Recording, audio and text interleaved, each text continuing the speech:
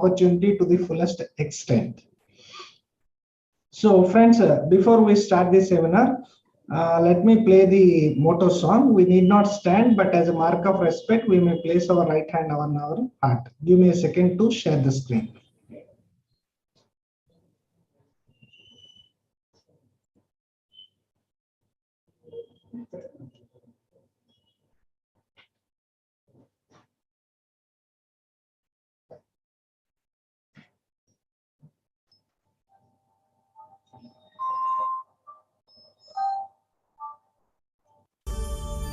येष सुप्तेषु Jagriti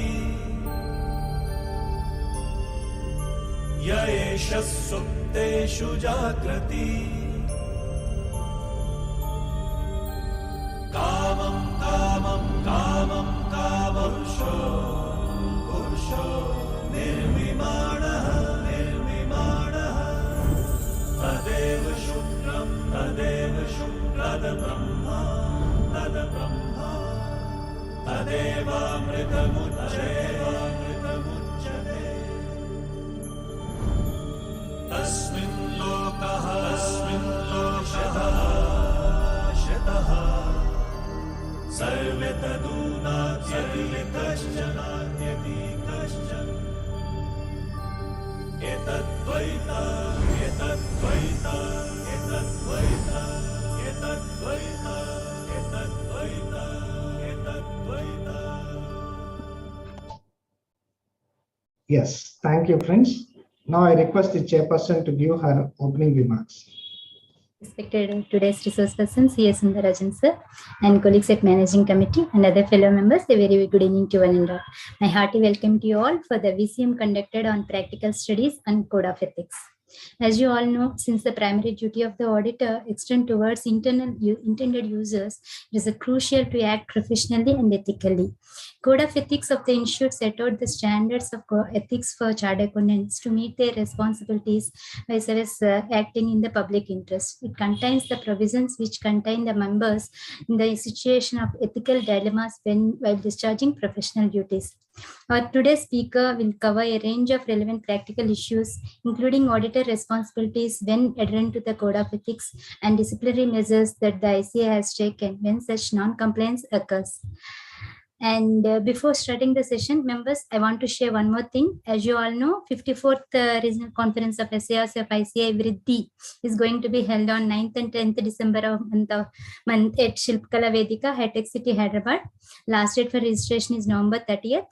As this is the flagship event, I request you all to register for the same and also to canvass same to your friends, colleagues, and be part of its grand success. Thank you, one and all.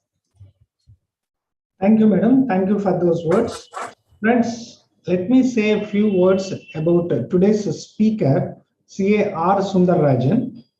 He is qualified in the year 1990 and he is a managing partner of Messrs. SRBR and Associates LLP, which has offices at Chennai and Kochi, which was started in the year 1990. He is a resource person for the last many years.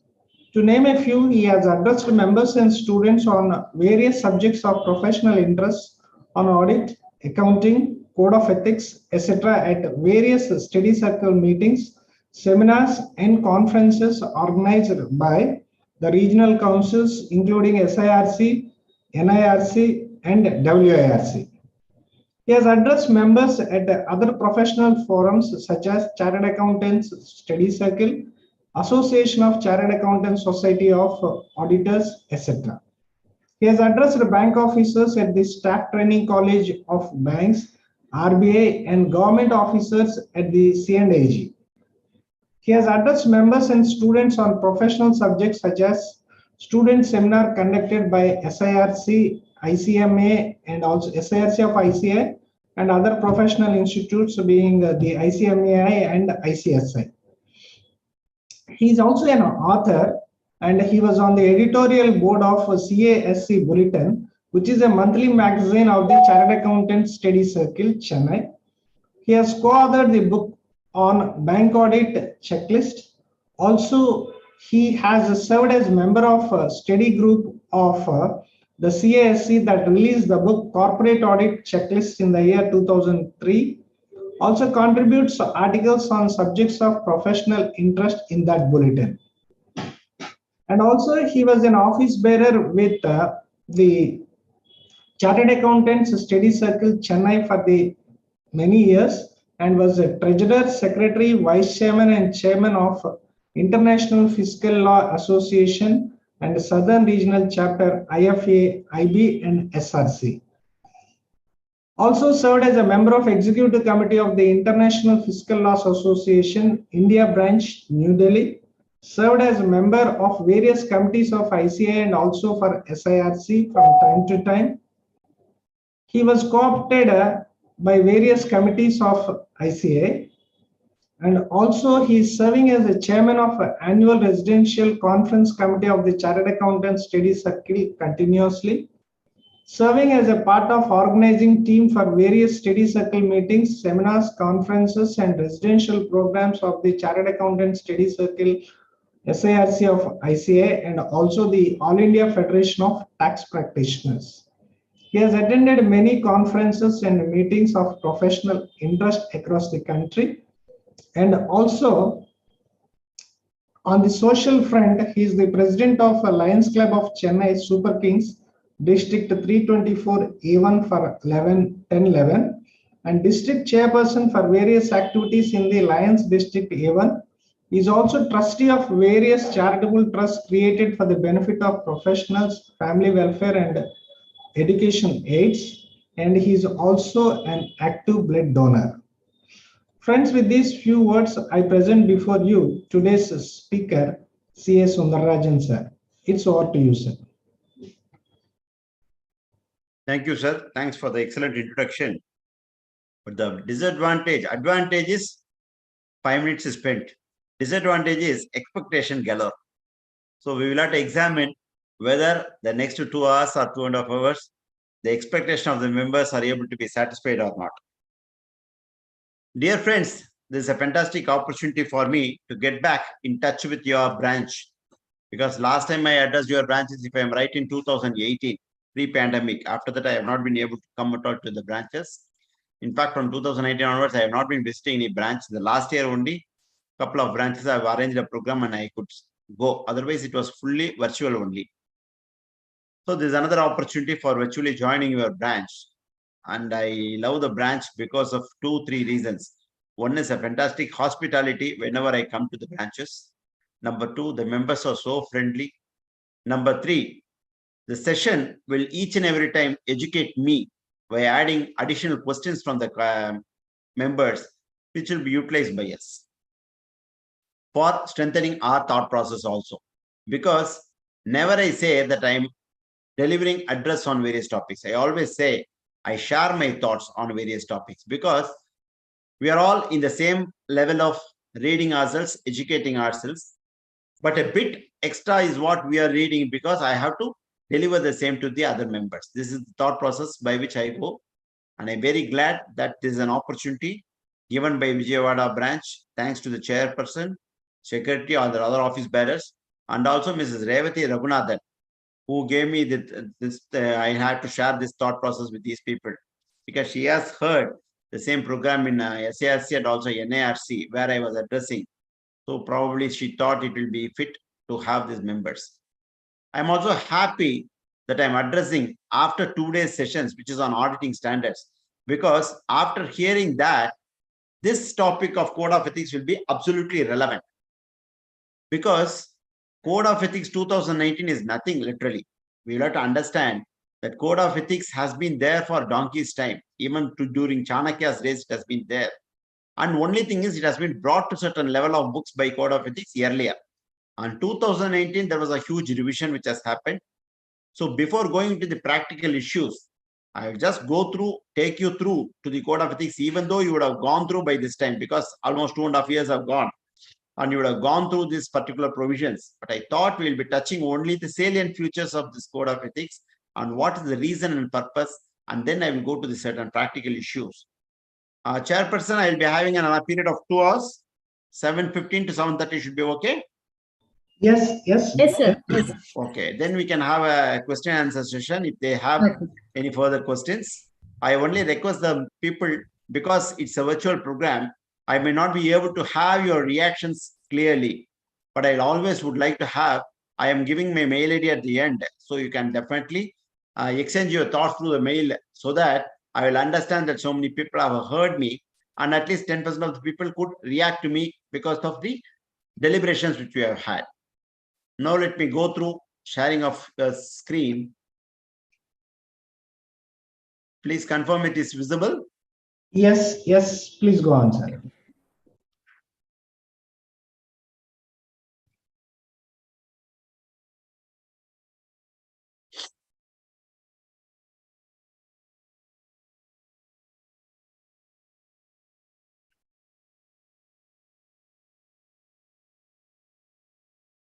So the coverage which I am liking to do today is ICAI Code of Ethics. What is the new requirement?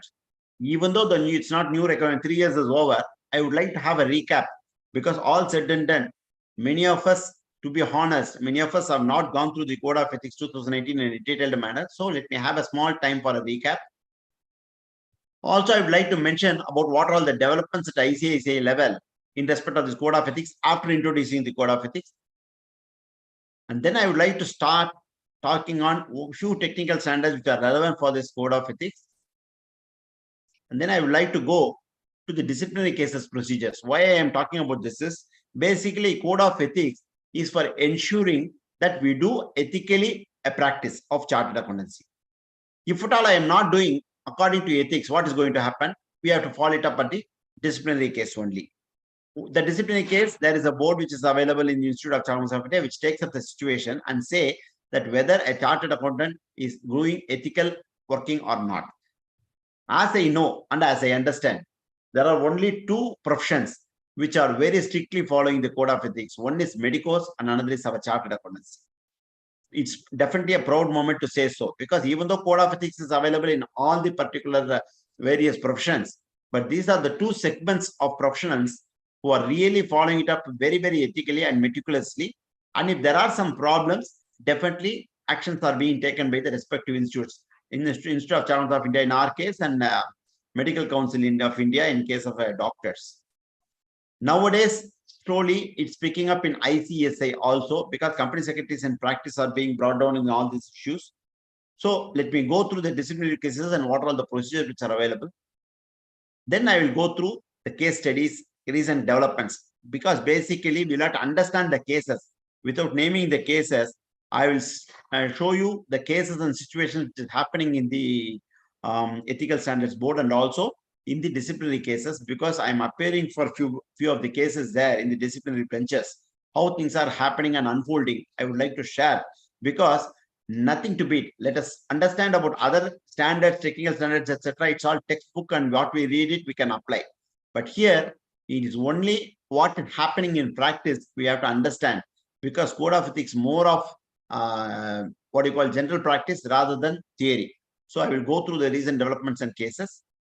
And COVID-19, even though it is gone effectively, because even the aviation ministry has said that hereafter no mask is required.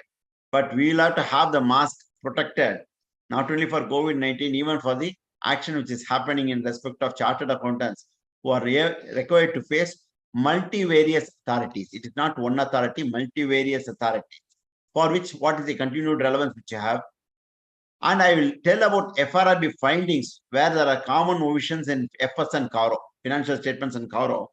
FRRB is one board which is reviewing all the financial statements of listed companies and large companies. But the same omissions are relevant for any other members also, even for the smallest of the smallest. That also I will go through. And finally, not the least, certifications, because that is one area where all of us have to be very, very clear that we are having a huge responsibility cost upon us. And if I don't follow it up meticulously, we are bound to fall into the pit, which is dangerous pit, and all of us can be drowned.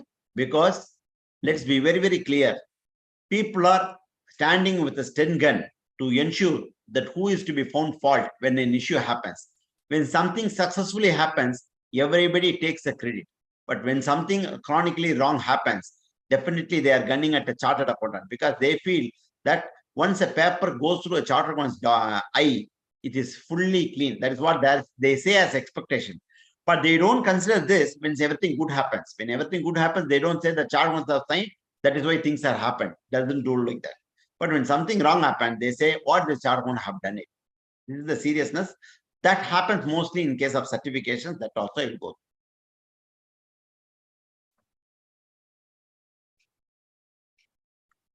It's more of a refresher because most of us could have gone through. If you have not gone through, let me go through the refresher so that you will understand what has happened.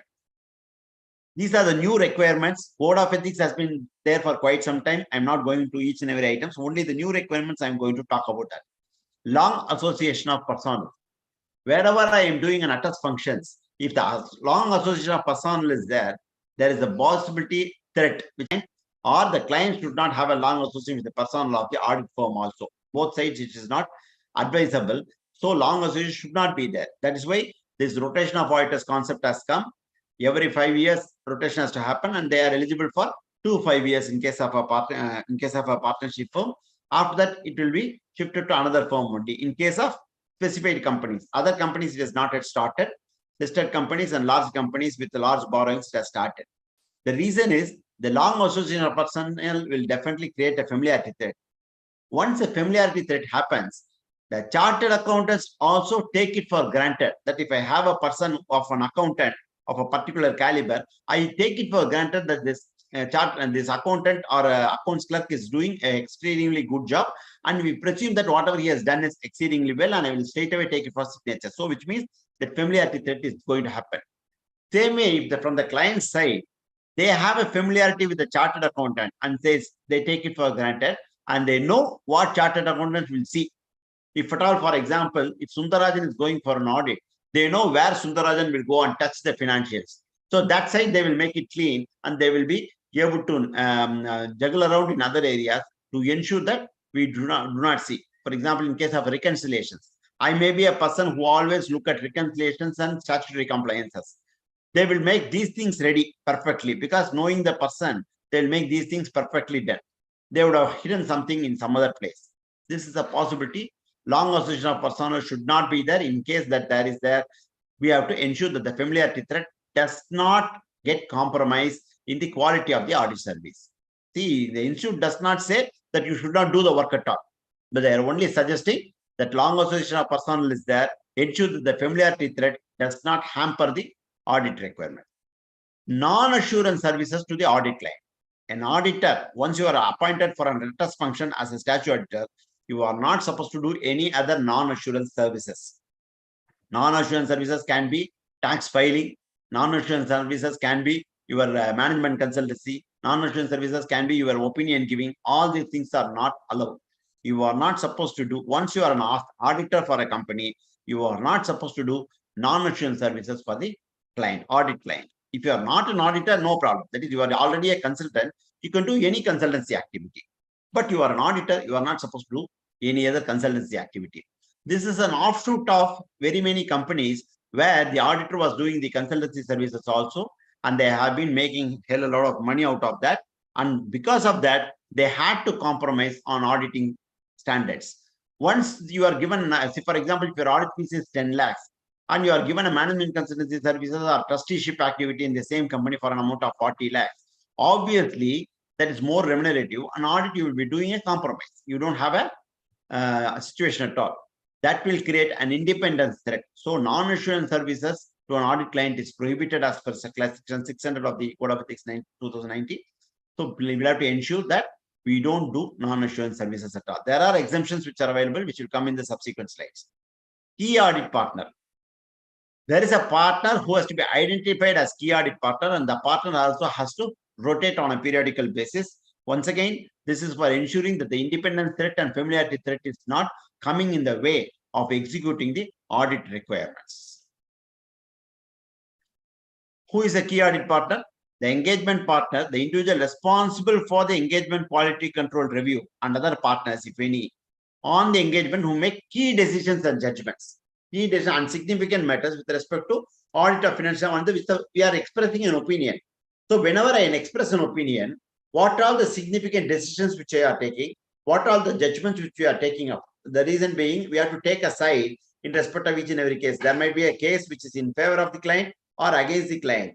We will have to take a judicious view and confirm that the step which is taken by the assessee for booking an expenditure or booking an income or deferring the expenditure or transferring the expenditure to the next year, we are supposed to take a quantitative decision. Where it happens is always when the expenditure is incurred, the clients tend to shift it to this next year so that their profitability will be zooming up in the current year. Take the case of Enron Corporation, wherever they had been having an expenditure, that expenditure has been hidden under the carpet continuously over a period of time in the project's expenses. Finally, when it bust, the huge loss was there, and the rest is history. All of us know what has happened to Arthur and Anderson, who is one of the big four. Big Five has become Big Four only because of that one particular case. So that is called as key audit partner. They have defined it and also ensured that the key audit partner has to be rotated on a periodical basis to ensure that the independence threat and familiarity threat are not coming in the way of doing the audit. They have given a definition for relative. Relative as defined in Companies Act is reckoned if a client company is an immediate family and close related family. Why this is happening is, once again, they have given what is immediate family and close family. Why this is once again given is, wherever there is an immediate family which is there, a spouse or a dependent. For example, my wife is having a company which is given for an audit for me. Definitely there is a familiarity threat as well as an independence threat. Both is not acceptable to me. Close family, a parent, child, or sibling which is not immediate family. For example, my brother is having a company. I am not supposed to do that audit also. So wherever I have a company which is done by an immediate family or a close family, I'm not supposed to do the audit because I will be compromising the expectation from the Institute of Chartered of India and also the global public is, I am not supposed to do a compromise whenever I am doing an independent analysis of a financial statement. The financial statements I am independently examining. In that situation, I am not supposed to compromise at all in my independence to ensure that the reader of the financial statements have a complete comfort level that they can depend on that financial statement for taking a investment decision or the lending decision, or as the case may be. For example, if a banker is going to see a financial statements signed by you in respect of your wife's company, definitely there will be a prejudice because whatever you are certifying may not be 100% independent. That is what is basically for the purpose they have examined and given a definition of related. Responding to non-compliance of laws and regulations. No clause, very, very serious matter. It is not yet have been implemented because of various suggestions from various member side and also from various other departments and other organizations. No clause is not possible to be implemented immediately. What do you mean by no clause? So whenever I do an audit, I am supposed to give a certification that there is no non-compliance of any laws and regulations in this company's financial statements are concerned, which is a very, very, very wide ambit of our area, which we may not be able to certify at all. But in my opinion, when I do a financial audit of a particular company, for example, I am doing an audit of a fireworks company, I will have to ensure that what are all the laws which are normally applicable in respect of this particular company, I have to comply with. For example, Pollution Control, Firearms Act, Establishment Act, Employees Compensation Act, all these things has to be covered. Employees Safety and Protection Act, all these things should be covered. If these laws are covered, I may be able to say in such a manner that there are non-compliances. For this particular responding to non-compliance, Institute has formed a study group, and the study group has also given, in fact, I was part of the study group in Chennai. So we had given our inputs to the EASB, Ethical Standard Board. They are formulating how, in case it is not yet implemented, if it is implemented, because it is required to be implemented according to IASB. International Ethical Standard Boards have already created it.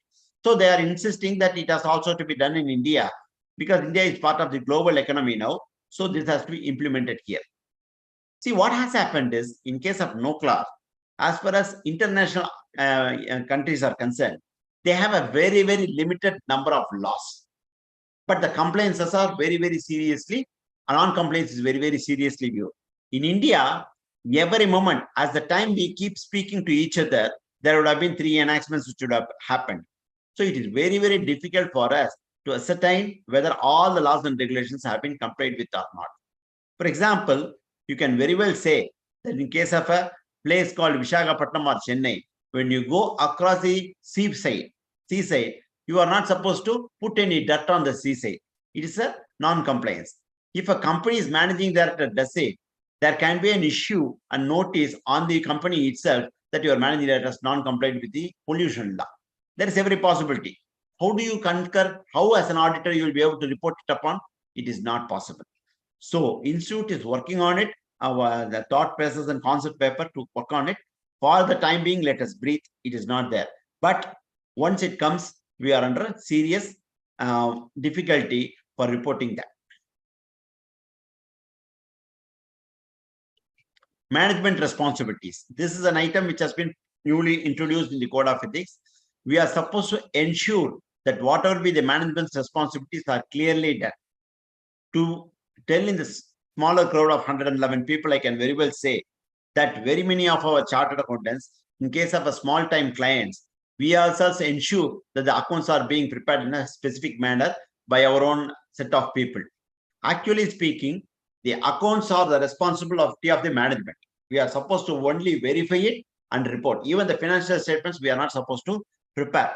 In a closer group, we will have to accept and concede that the clients do not have a proper accountant. They ask us ourselves to prepare the Schedule 3 requirements of the financial, because Schedule 3, in fact, many of our chartered ones are themselves are not understanding. In fact, I have seen quite a few balance sheets in this current year itself. These fixed debtors and all, they have not done aging process according to the new Schedule 3. They have continued to have it as a more than 6 and less than 6 months, which is no more applicable. We are supposed to give year-wise brackets. When chartered accountants themselves are not able to do it, how a client's accountant who is not a fully educated can do it? So effectively, we will be helping them in preparing Schedule 3. But helping them is different. But preparation responsibility is only with the management. So we have to ensure that the management takes up the responsibility of preparing the financial statements according to the accounting standards. And we only verify that and certify it. This responsibility has been categorically explained in the new requirements. You can go through the provision for understanding this. The reality is, even though you help them in doing all these things, you ensure you get the certification from them that they have only prepared it. The audit report itself has been clearly formed. SA 705 or 710 has been clearly formatted in such a manner. What is management's responsibility? What is auditor's responsibility? This we have to state it very clear to ensure that we have not encroach on their area and they do not have any control on our area. We will independently express. And requirement restricting audit team members and key audit partners from being compensated for providing non-assurance services. Even though I am already prohibited from doing non-assurance clients, my audit team member should not go and do a private practice with these people to ensure that they are compensated. For example, I have a team in my office which is doing India's implementation. I will do the audit. India's implementation, one of my team member will go on India's implementation separately and take a compensation. That is prohibited as per the new Code of Ethics. So key audit partners and audit team members, the company is not different from the key audit partners and the audit team members. The audit members also should not give any non-assurance services, including the certifications or opinions. Opinion also they are not supposed to give. Whatever certification is required to be given by the statutory auditor, I am eligible for that. For example, in case of MSME registrations and also the companies newly created, Pollution Control Board asks for a certification from the statutory auditors. That only we can give. Nobody else can give. So in that places, it is permitted.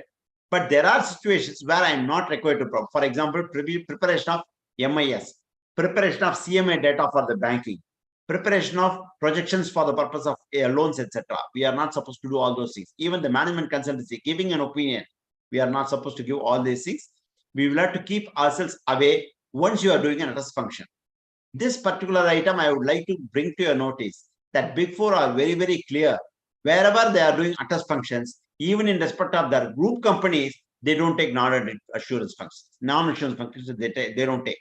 Same way, when they are giving an opinion for a particular client in the group, they will not take the attest functions because they have a proper KYC norms whenever they take a client. So in the KYC norms, they will examine whether there is a group connections which is there and whether they are giving any opinions, etc. I am making it very, very clear. Recently, I have had to attend a case on this Code of Ethics. I would like to mention this very clearly. I had a client, of course, another member who had been helping the client in preparation of bank statements, etc. And he has been doing all this help for them. It's a limited company only. He has been providing all the audit services and also other consultancy services, etc., for which he has been raising bill and he has been taking money also. But only thing is there was a deferred payment continuously. At some point of time, there was a mismatch between the expectation of the client and delivery of the member. Suddenly they asked the client to, auditor to resign.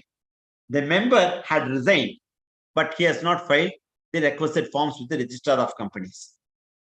So what has happened is the client was not able to replace the auditor also because the ADT 3 has not been filed.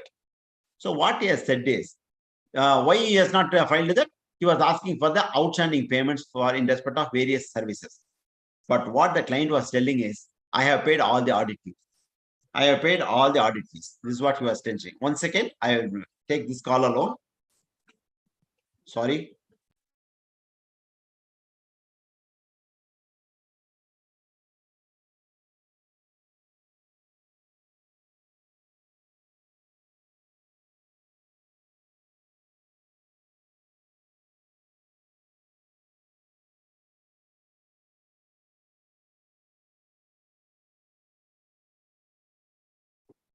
Sorry, it was an important call. Otherwise, I would have skipped it.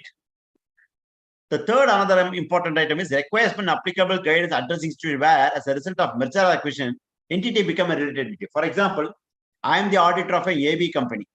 I am an auditor of a A Limited. There is a company called B Limited, which is getting merged with A Limited, so that I have formed a company called AB Limited. In B Limited, one of the directors is my relative. So once that happens, when it gets merged, I will have to take a calculated decision and say that either I will have to resign from the auditorship because I don't no more have the independence to do the audit. This requirement has been brought in. Earlier, it was not the case.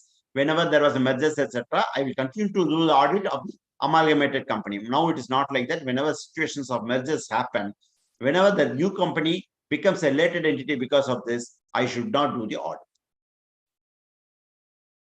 Unfortunately, members, I am not able to see you whether I'm delivering it properly or not. Sorry for the same. Probably down the line, we might be able to meet each other in person so that I will be able to explain it better. If any questions are there, you can post it either on the chat box or subsequently you can send me a mail. Provisions relating to threats that are created by certain tax services. See, I am eligible for appearing before the tax authorities as on date because that is not prohibited. Because tax auditor is always eligible for appearing for the clients in respect of tax authorities. But certain tax services are dangerous. Example, I am having a client who is going to have established a unit in SEZ zone. A particular activity, whether it is eligible for exemption or not, once you are starting in the SEZ zone, I have to give, now it is no more there that because holiday, all these things are getting completed because sunset class has come. But I'm just taking for an example.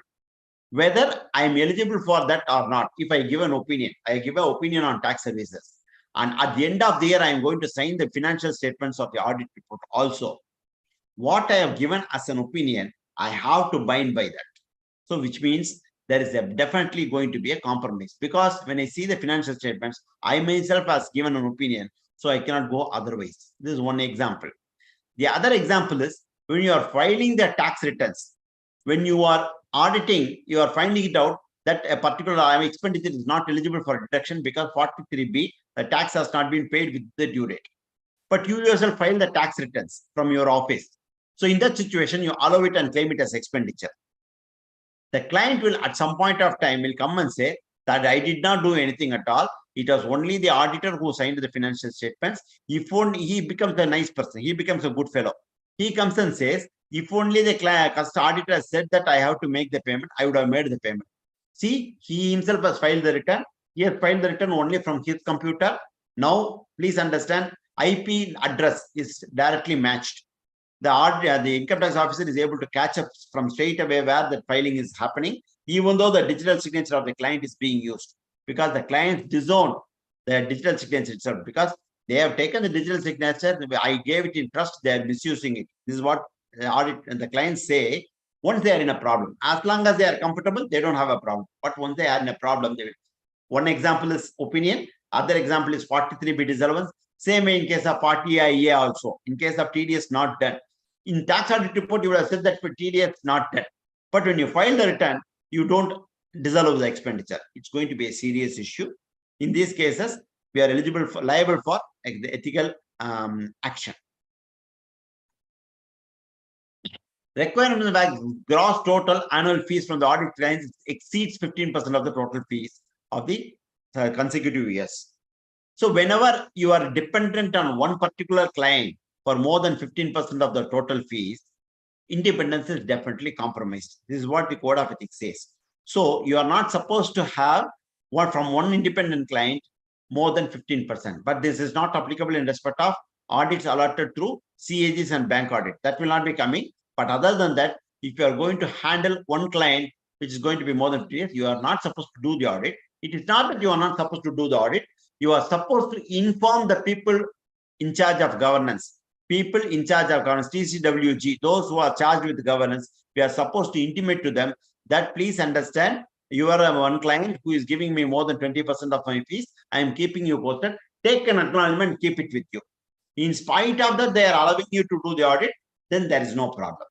Only thing is, you have to ensure that you are not compromising on the independence. Just because one person is giving you more than 25% of the fees of your organization, you are not supposed to give a compromise in respect of those particular clients. That is your independence, which means the paperwork, you have to be very, very clear that how your independence is not threat protected and you are doing it in a proper manner. So in case of assurance engagement in respect of these cases, detailed independence requirements are there. Please examine and do the needful. Auditor rotations, already it is come into the Companies Act. Every 5 years, there should be an auditor's requirement. In case of a partnership firm, we can do 2 circulations, 5 years plus 5 years, and then it is not possible to be circulated. In essence, self-review, self-advocacy, and conflict of law are the main focus, which means whenever you give an opinion, you are not supposed to do an audit. In other way, when you are doing an audit, you are not supposed to give an opinion. Because always when you do the financials finalization, you depend on an expert opinion from outside and you don't depend on an opinion from your side. Same as self-advocacy. Just because I have given an opinion, I myself create an advocacy threat also for me. Conflict of interest, wherever your related parties are there, that conflict of interest will come. You yourself is doing more than 20% of the fees you are collecting from that. And if you don't do the audit in a manner which the client is expecting you, you will be removing from the other services. You are doing the management. Now, need not be yourself alone or need not be myself alone. If my wife is having a company which is maintaining books of accounts for one of my clients, I am not supposed to do the audit there because all said and done, the accounting services will be making more money. Auditing services do not make that sort of money. If I compromise here only, they give that work continuously. If I don't compromise, they may not give. Ensure that the independence requirement and conflict of interest is not affected. So what is the purpose and objective of Code of Ethics? To overcome and mitigate these threats only is happening. What are all the threats? The threats, they have explained it very clearly. There are 3 threats which are available. Self-threat. Self-threat means actually you are having direct interest in the client. What is the direct financial interest? You might have given money lent to the company. Earlier, you are not supposed to take loan from the company beyond 1,000 rupees. Now you are given loan also, you are not supposed to have an audit. Same way, if your audit fees is pending from the client for more than 2 years, 3 years, then also this self-interested. Because if you don't do the audit today, they may not give the audit fees of the previous years. That is the situation. Quoting a low fee to obtain new engagement. Even though the undercutting and the clause has been removed from the Institute's Code of Ethics, the undercutting clause has been removed. But they are bringing it in an indirect manner. Self-interested will be there, quoting a low fees. But it does not prohibit you from taking an audit by quoting a low fees. I'm making it very, very clear. For example, if Sundarajan is doing an audit of a company and Sundarajan's office setup requires a minimum charging of 1 lakh for an audit fees, but you are capable of doing the same activity even at a value of 50,000 rupees because your office setup cost is reduced on your main establishment cost, you can have a justification. But only thing is that self-interest threat is not coming, that you have to document it properly. Why that is not coming in the way that you have to prove yourself in case of an issue. As long as there is no issue, you don't have a problem. Once there is an issue, you will have to do it. Close business relationship with the client. What is the mean by close business relationship with the client? So whenever a client relationship, an auditor relationship is going away from that, you start doing the business activity also, there is a problem. For example, I am having an audit of a TV distributor, TV manufacturer rather, and my wife is a consumer appliances distributor company which is having. I tie up both of them to have a consistent supply from the manufacturer to the distributor on a regular basis, where there is a compromise of payment schedule and all. Normally, they are giving 60 days credit. In my case, they are giving 90 days credit. This sort of close business relationship will definitely affect your self-interest threat. Whether in that situation, you can very well say, sir, I am having a client who is doing flat promotion. You buying a flat is becoming a close relationship? No. One-time purchase of assets from them, you may not be having a provided.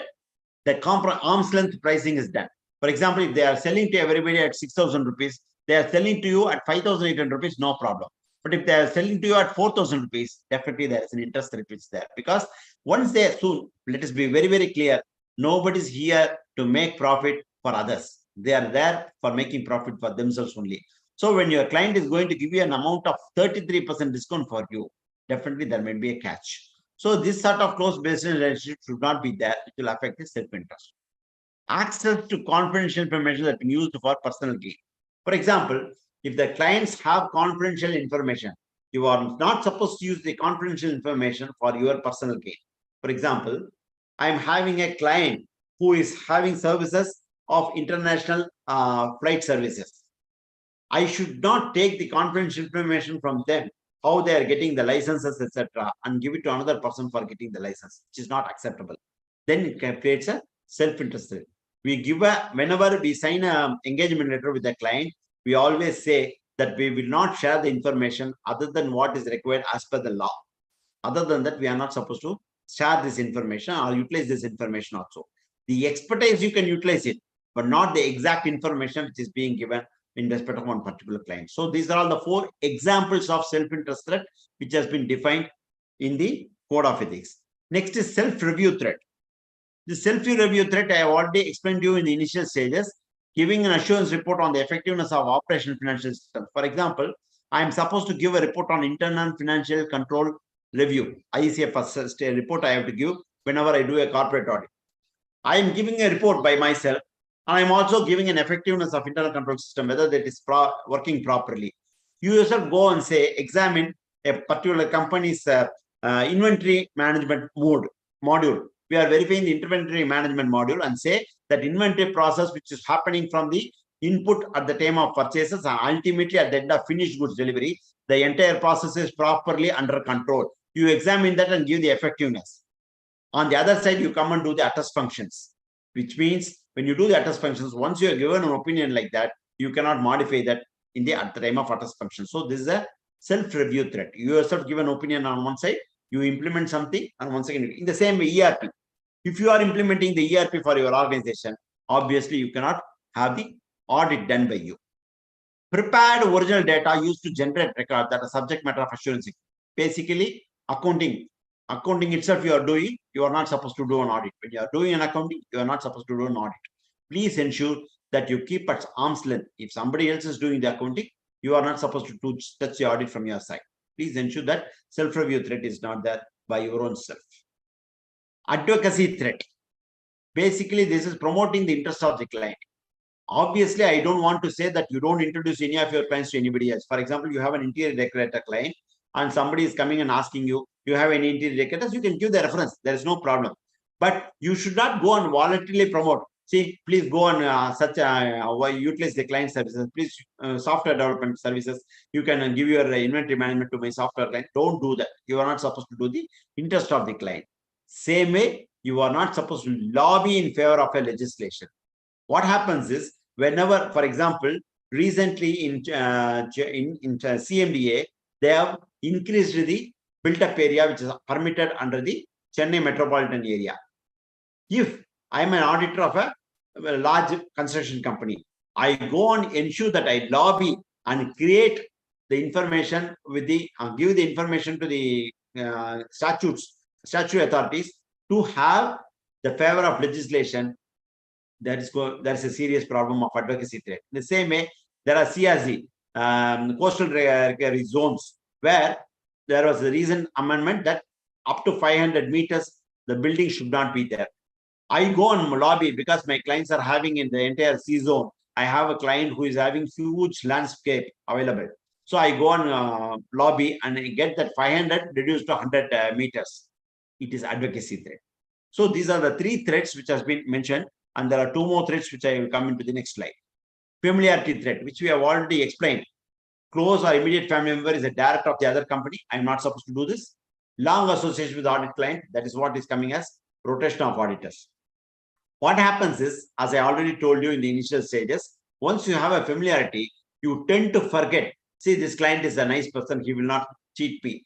That sort of mindset you will come. The same way, I know what this client is always doing, whether it is recovery or whether it is payment or whatever it is, how they are doing that. I will have a prefixed mode, which should not be there in cases of items. And the last one is definitely a serious one, which all of us are facing in various places, intimidation threat. What is this intimidation threat? Even those who are doing bank audit, you might have this intimidation threat. When you want to pass an MOC, immediately they say, sir, MOC and all you prepare, I will give a complaint to the Reserve Bank of India that audit is not cooperating. Next time you will not get an appointment.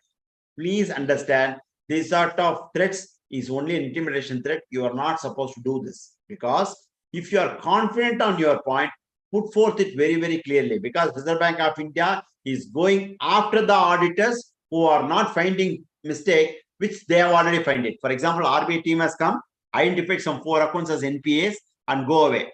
They are not supposed to classify the NPA. Next year, when you are going as auditor and you are not identifying these cases as NPA in spite of identifying that NPA, because there is a threat which is coming from the branch management, please ensure that you stand to your point if you are able to confidently say. Same may take the case of a concurrent audit. In concurrent audit, unfortunately, I am one person who is advocating against concurrent audit of banks taken by the chartered accountants, because today's position, all the banks who are asking us to do the concurrent audit, they are asking us to be there for at least 20 days, and 20 days assistance has to be there. And out of that, at least 5 days a chartered accountant has to be there, and partner has to be there for 2 days. But the audit fees which they will pay is only 15,000 rupees. So obviously what happens is, we don't go on all those days. Once we don't go on all those days, the branch manager will start creating an intimidation threat in such a manner. Sir, I am accepting you for coming only for 3-4 days for the whole month. I am allowing you. Then why don't you accept my points and say that these loans are not an issue?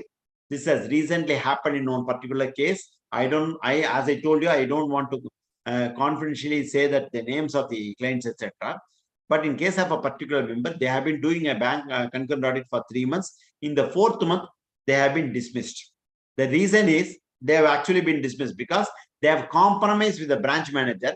The branch manager was put to task in this by CBI, and on that basis, they found out that concurrent audit has not given a report in respect of loan sanction during this particular 6 months. Why this is happening? Because if they are not attending to the offices on all the days, there is intimidation from the branch management. Next is pressure to agree with the judgment of a client. Client says, please understand, sir, this is judgment which I am telling.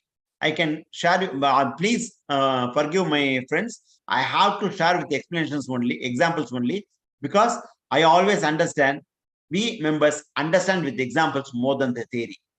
For example, I am having a promotion of a project which is eligible for 80 IB10 in the earlier cases, where I have more than an acre of property, I am eligible for benefit. Or I am constructing a property in respect of a special zone, where I am eligible for X amount of square feet of construction which can happen. But there is a problem where they are not supposed to do that area. There is some problem. Let us be examining that it is a C zone area, or near to C zone, or near to the airport zone. They are not supposed to go beyond 3 floors, etc.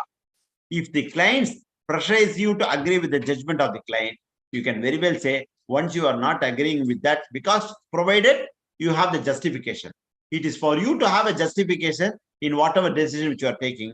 Please keep yourself away and do the audit. acceptance of a significant gift from the client and being threatened that acceptance of gift will be made public. Very, very serious issue. When you go for a bank audit, etc., obviously when they sign the balance sheet, they give a beautiful pen for all the central statutory auditors. That need not be a gift. That need not be a significant gift. But the same thing, that can be a serious issue if they are giving a gold coin.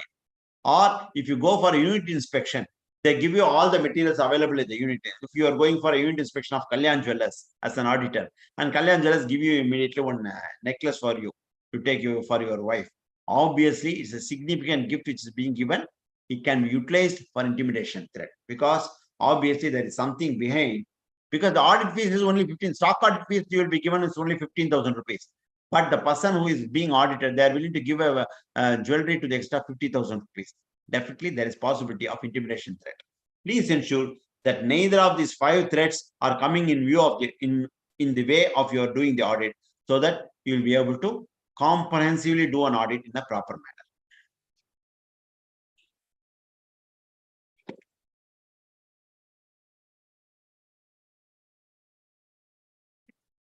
Whatever audits you do or whatever certifications you do, please ensure that none of the 5 threats come in the way of doing the audit. If you are confidently able to display that it is not coming in the way of your, it's the same way as an example which I was telling you. I have not done anything wrong. I have purchased a flat from my client, but I have paid the same fees like anybody else. No problem. I have doing the audit of the client for such a long time. My uncle has become an employee there. He has become subsequently, but he is no more interested in any of this accounting activity. I'm not going to depend on what he is going to say. In that situation, no problem. So if you should have a proper justification wherever there is a compromise of any of this. These 5 threats are important. If you are not having a compromise on the 5 threat, you can very well do it. If there is a compromise, don't do that. So what is the precaution? Precaution is these are all the ineligible services which we are not supposed to do wherever we are doing an attest function, particularly in respect of corporates. Non-corporates also the same thing is applicable, but it may not be enforced in a serious manner like a corporate cases. Accounting and bookkeeping services you are not supposed to do. You are not supposed to do internal audit wherever you are doing statutory audit, because internal audit, because in the statutory audit I am reporting there is a proper internal audit system. You yourself do the internal audit. This will definitely be a conflict of interest. Decide an implementation of financial information system. I am not supposed to prepare the MIS for the client. I am not supposed to do the ERP system, etc. If you do that, definitely there is a complication. Actuarial services. You might not do an actuarial services, but because actuary is a separate specialized subject, a chartered one can be an independent actuary, but an actuary cannot be a practicing chartered one. But if you do an actuarial services for a client through your associates or through our friends or whatever it is, there you don't do the audit.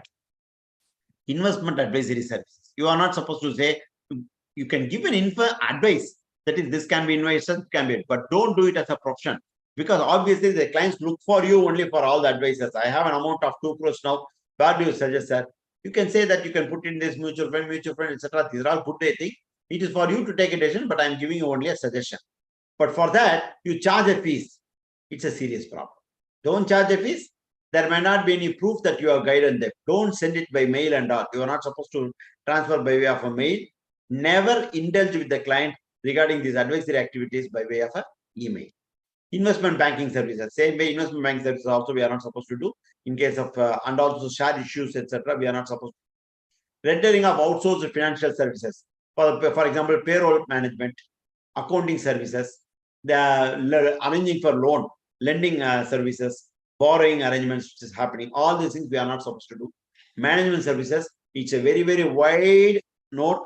Please go through the management services definition, which is available in the General Classes Act. All these things we are not supposed to do. Any other kind of services as may be prescribed. They are not yet prescribed so far, but whenever they keep on prescribing, you have to ensure. Please understand, if you are not falling into these ineligible services, we are comfortable.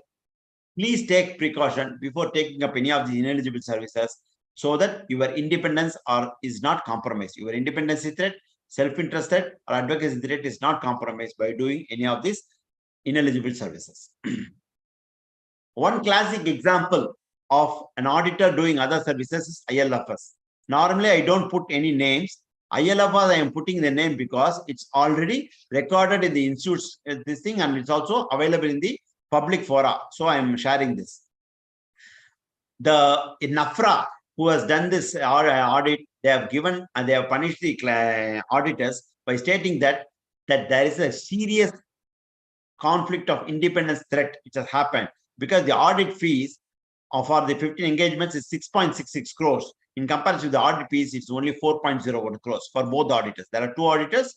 So the other engagements, they have taken 6 crores, whereas audit fees is 4 crores. It may be noted that these 15 engagements were from IFL First Limited holding company, whereas the information is from IFIL. So there is a conflict of interest between the associates and group companies in the ILFS group. There is no staff rotation which has happened. There is a familiarity threat which has happened because the audit committee approval is not obtained in respect of this expenditure. It is available in the net. You can go through that. Please understand, this is not applicable only in respect of large company, because you automatically, any member, wherever I have been addressing, the members are saying that these are all applicable only for large companies. No. Let's be very, very clear. The smallest of the smallest company, this can happen. I will share a classic example where I had to defend one of the member, where they have prepared they were the concurrent auditors of a bank. They have prepared the projections of one of the borrower who was borrowed from the same branch. The branch, that account has become NPA because of the allegiance between the client and the banker behind the back of the member. Member did not know this. He has prepared all these projections and given it to them. He has also certified that and given it to it on the basis that loan has been given. Subsequently, they have colluded with each other. They have misfired. The branch manager was put under task by the not CBI, it is local CCB. And on that basis, they have filed a case against the member also.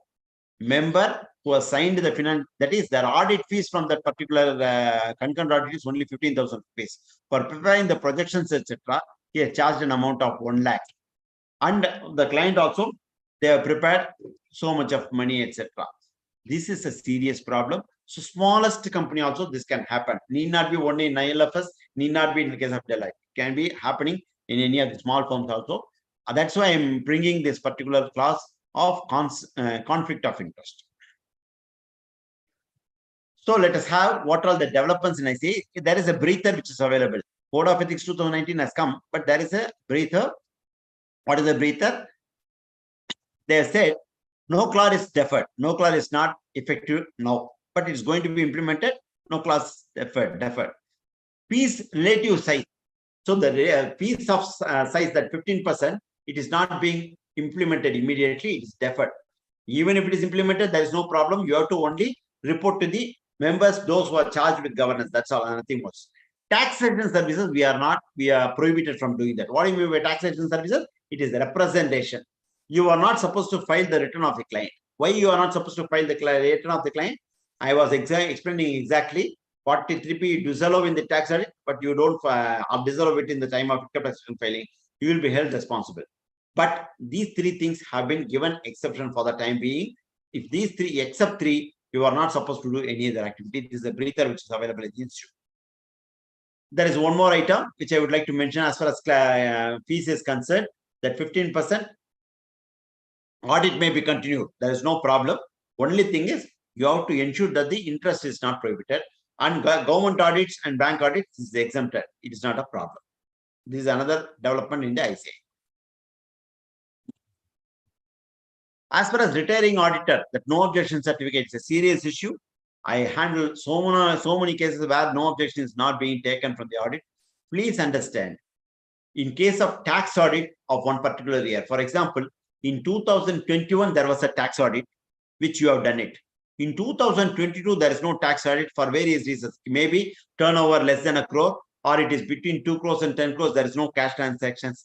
But in 2023, once again, it is coming as tax audit. If somebody else is appointed, you are supposed to receive the NOC. Or in other words, the audit is done by an X. You are given the tax audit after a year break. Even in that situation, you have to communicate with the previous tax auditor. Because it says only, whenever you are taking an attest function, the previous tax auditor, you are supposed to take a no objection certificate. The breather in this mail is that the no objection letter, it is sufficient to communicate through an email, which is last known to you and is also as per the record of the Institute of Chartered Accountants of India. You cannot keep on asking for that. You have to ask your client, please give the previous auditor's email ID and phone number. I have to communicate with them. Take that email ID from them, send the mail, and as long as they don't give a reply within 15 days or reasonable time, as the case may be, you can continue with the audit. There is no problem. You don't have to wait for the NOC. But only thing is, you are supposed to ask the NOC and then take up the audit. Before that, you are not supposed to take up the audit.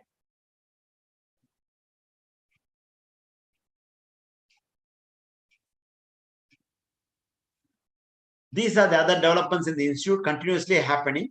There is a guidance note which has been issued for the purpose of certification of GST. Fortunately, now it is removed because 9C is not at all required to be certified, so we don't have to bother. But there is a guidance note which has been given. So whenever you have been doing, you please follow the guidance note. Just because the guidance note is followed, you don't have a protection. But you have a protection in case of an ethical standard. I have followed the institute's guidance note, so nobody can raise me a question.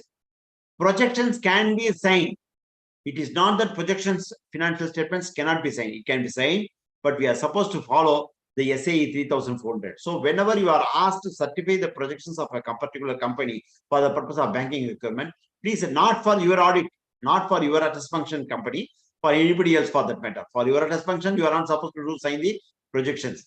But when you are signing the projections, follow SAE 3400, where it has a standard format itself, and it also says what all the projections which is being done by the client. We are supposed to critically examine and say what is the basis of projection, how this annual increment is happening, whether it is comparable with the earlier years. Till last year, the turnover was only 1 crore. Suddenly next year, you are not supposed to give an amount of 10 crore, unless there is a corresponding increase in the capacity of the client. So you are eligible for signing the projection.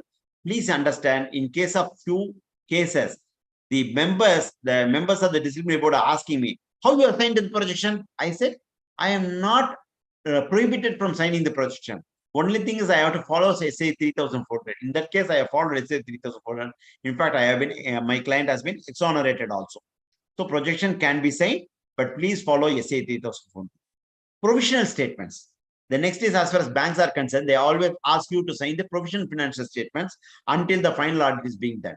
Provisional statements can be signed by you before the end of the year. Once 31st of March is crossed, after that, you are not supposed to give the provisional financial statement, because provisional financial statement subject to audit, you are not eligible for that. You can only give a compilation report. After that, I have only compiled the financial statements. At that time also, you are supposed to follow SRS 4410. This is different from limited review statement. For listed companies, every quarter we are going to do the limited review statement. That is different when compared with the provisional statement. Provisional statement is for the year when they want us to certify from the statutory auditors. Please confirm, please note it that you don't have to certify the provisional statements. This is bankers' paradise. They take the certificate from the auditor and they hide themselves below the auditor's signature. And they say that auditors have signed, then how do I question? That was the situation. Please understand, provisional statements we are not supposed to certify. We can certify only as a compilation engagement. For that, we have to follow the compilation standard, which is SRS 4410. And after the end of the year, don't do sign provisional financial statements at all. There are ethical standard boards decisions just periodically published by the Institute of Chartered Accountants of India. Please go through that, because it has a lot of information. On that basis, we can do that. And FAQs obviously posted in the ICA website. Please go through that before you take up a decision whether we can take up this audit. I will go through the technical standards and members' responsibility. Please understand that these are the standards which you are supposed to do all these things. Accounting standards, we are supposed to understand all the 29 accounting standards. 30, 31, 32 is not yet notified, but all the 29, 28 effectively, because 8 is no more there. All the 28 accounting 1 to 29, we are supposed to follow meticulously. Accounting standards are applicable even in respect of non-corporates. There is a wrong impression by the members that it is not applicable in respect of non-corporates. No, it's applicable in respect of non-corporates also. Standards on auditing. Previously, this accounting standards and standards on auditing was not brought in the corporate law itself. Now, Companies Act itself says, and accounts will not be shown as a true and fair view if the auditing standards and accounting standards are not properly followed. And the auditor will be at fault if the respective standards on auditing is not properly followed. So please understand, this accounting standards and standards on auditing are compulsory for following And without following that, if you do the audit, you are creating your own pit for your own self for burial. Please understand, these are the two technical standards which you are supposed to understand fully. I will just take two classic examples of essays. One is essay on documentation, 230. Please understand, unless and otherwise you do the audit documentation properly according to 230, you will not be able to defend at a later date. 7 years, you are supposed to maintain all the documentation. Prepare the documentation in a proper manner and keep it with you for 7 years so that you will be able to defend yourself.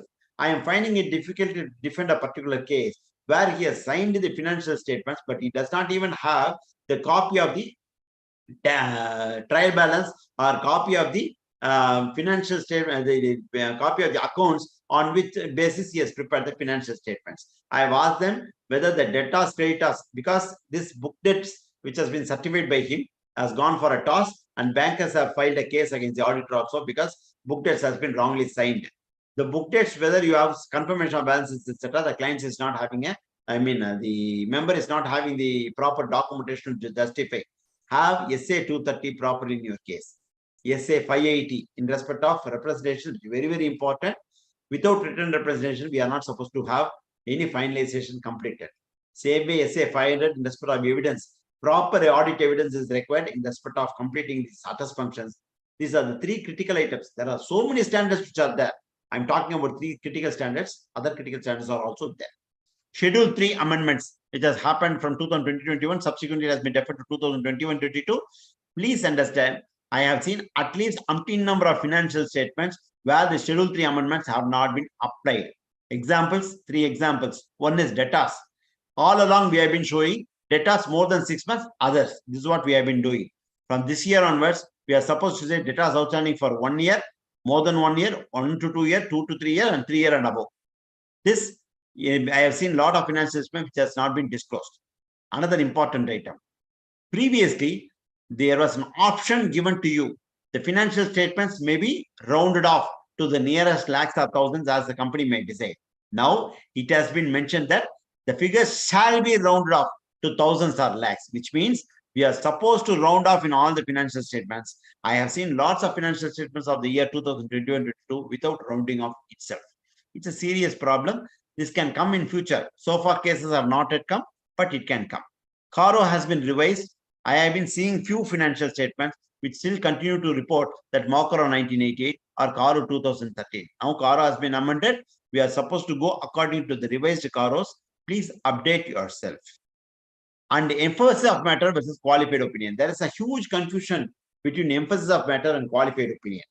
Whenever you are not agreeing with a particular statement or particular figures in a financial statement, you qualify, saying that subject to this, the audit report, the account shows a true and fair view. When you say subject to that, you are supposed to also quantify what is the impact of this in the profit and loss account. That is qualification. What is the emphasis of matter? Whenever you have a particular note which is explaining a particular transaction and you want to the reader to read that particular matter, this is called as emphasis of matter. Maybe qualification, may not be qualified. That is, in the emphasis of matter itself, you can say that this emphasis of matter do not stand as a modification of the report. My report is not modified to the text. I will show you a classic example. A company is a going concern, but actually speaking, last year they have not got any tenders at all, or they have not been able to get any jobs at all. But this year they are doing a fresh promotion which is happening, for which sufficient information is there. But for the whole year of 1 year, they have not done any turnover at all. In the normal course, when the company which is having a turnover of 1 crore of rupees every year, and last year they have not have a turnover, going concern is definitely seriously affected. But there is a possibility that client has already started getting information, getting work in the current year in 2022-23. So subsequent events, on the basis of subsequent events, you may be able to determine that their going concern concept is not seriously affected. But when you are signing the financial statements of a particular year, you are supposed to say that going concern concept is seriously affected, that you will bring it in the notes and accounts. On that note, we have to refer in the emphasis of matter. Please understand, going concern concept, separate opinion is there in the audit report. So emphasis of matter is basically an item which you have to create once you have a notes and accounts. Without notes and accounts, emphasis of matter cannot be given. When emphasis of matter of that, there should be a note. Qualification is totally different. Don't combine that and this. This has to be understood by us. This is a recent development which people have to understand. What are the non-compliances which can happen? Non-compliance, as I said, will be deemed a serious violation, which I have told you as per this. What happened? Companies Act itself. Companies Act itself has brought in. Our second schedule, class 9, is also mentioning about the same thing. Now, the Companies Act also has brought it into that Companies Act itself. Please understand, essays have to be followed. All the standards has to be followed. There is nothing like escaping from one rule.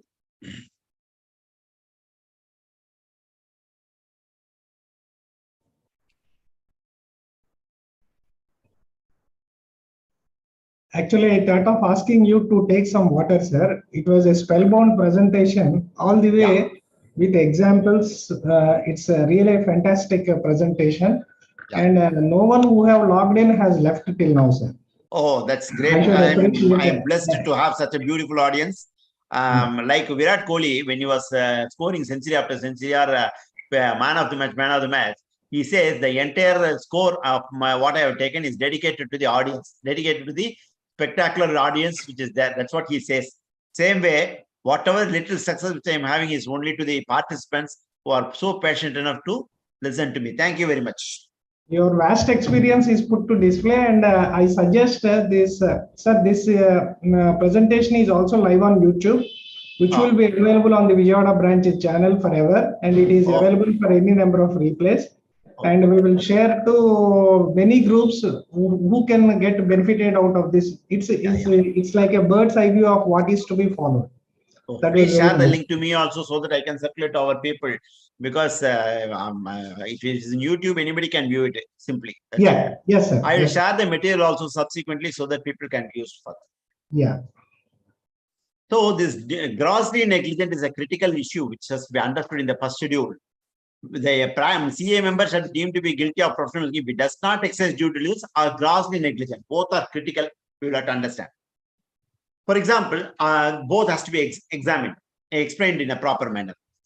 If you are given a certification to be signed, wherein they are asking you to certify book debts of a particular client, you don't even see anything at all. Once they give it, you sign it and give it off. I'm not saying you member means you are signing. I'm telling a member is signing without receiving anything at all. You just put a seal and sign it and give it to you. It is grossly negligent. But you have examined that. You have examined the data, etc. But you have not taken the information in a proper manner to ascertain whether there are debtors which are more than 6 months, because bank loans, as you may know, will not give loans in respect of debtors beyond 6 months. So you are supposed to verify whether anything is beyond 6 months.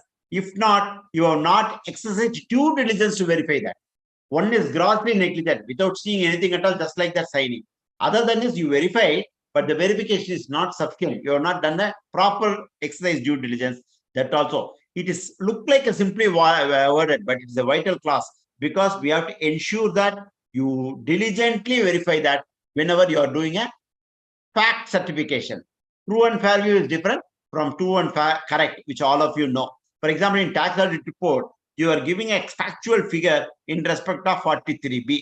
You say that so much of amount is paid, not paid. Once you say it is not paid, it is liable for disallowance. You are giving a wrong figure, it's going to be a serious problem.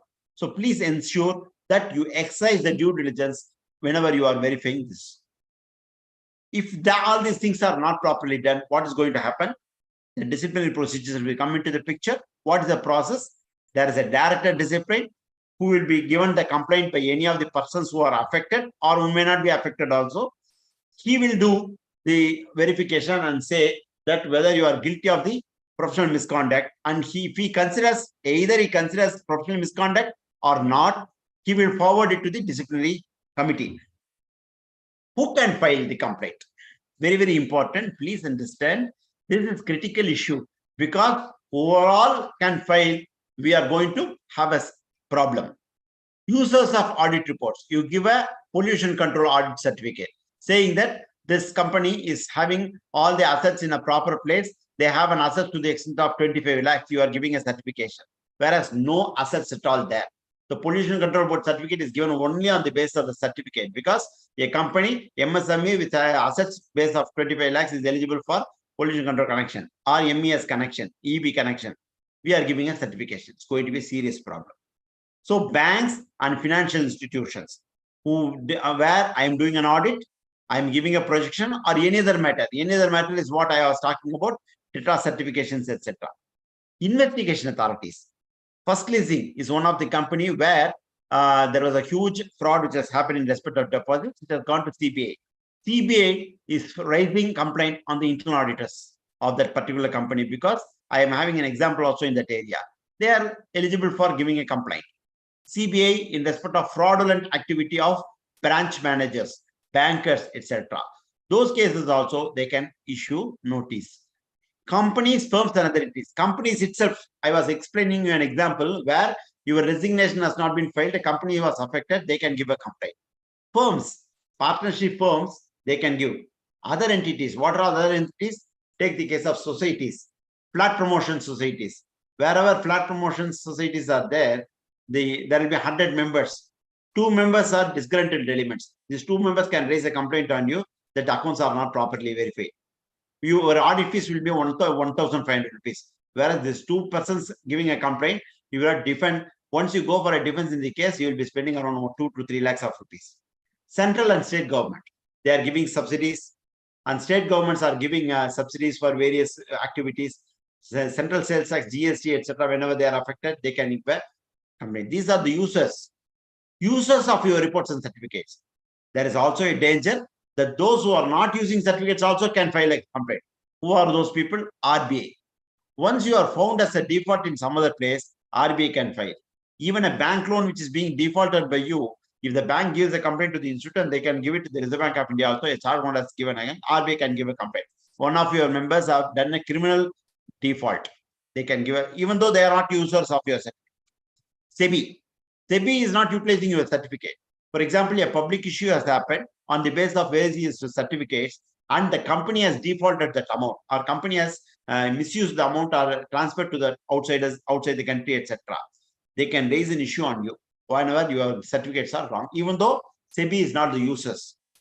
MCA, please understand, MCA is the most dangerous element in the entire scheme of things, because MCA do not have a job now. Because earlier we have been filing Form 32, Form 8, Form 13, Forms 1A, all these things we have been filing. There was a physical work which was done by the MCA. Now, MCA do not have any physical value at all. They are all sitting idle. So now they are going and verifying all the returns which has been filed by the companies, and from that they are picking up items. Wherever you are not disclosing under AS 18 where it has to be disclosed, they are picking up the cases and sending you a notice.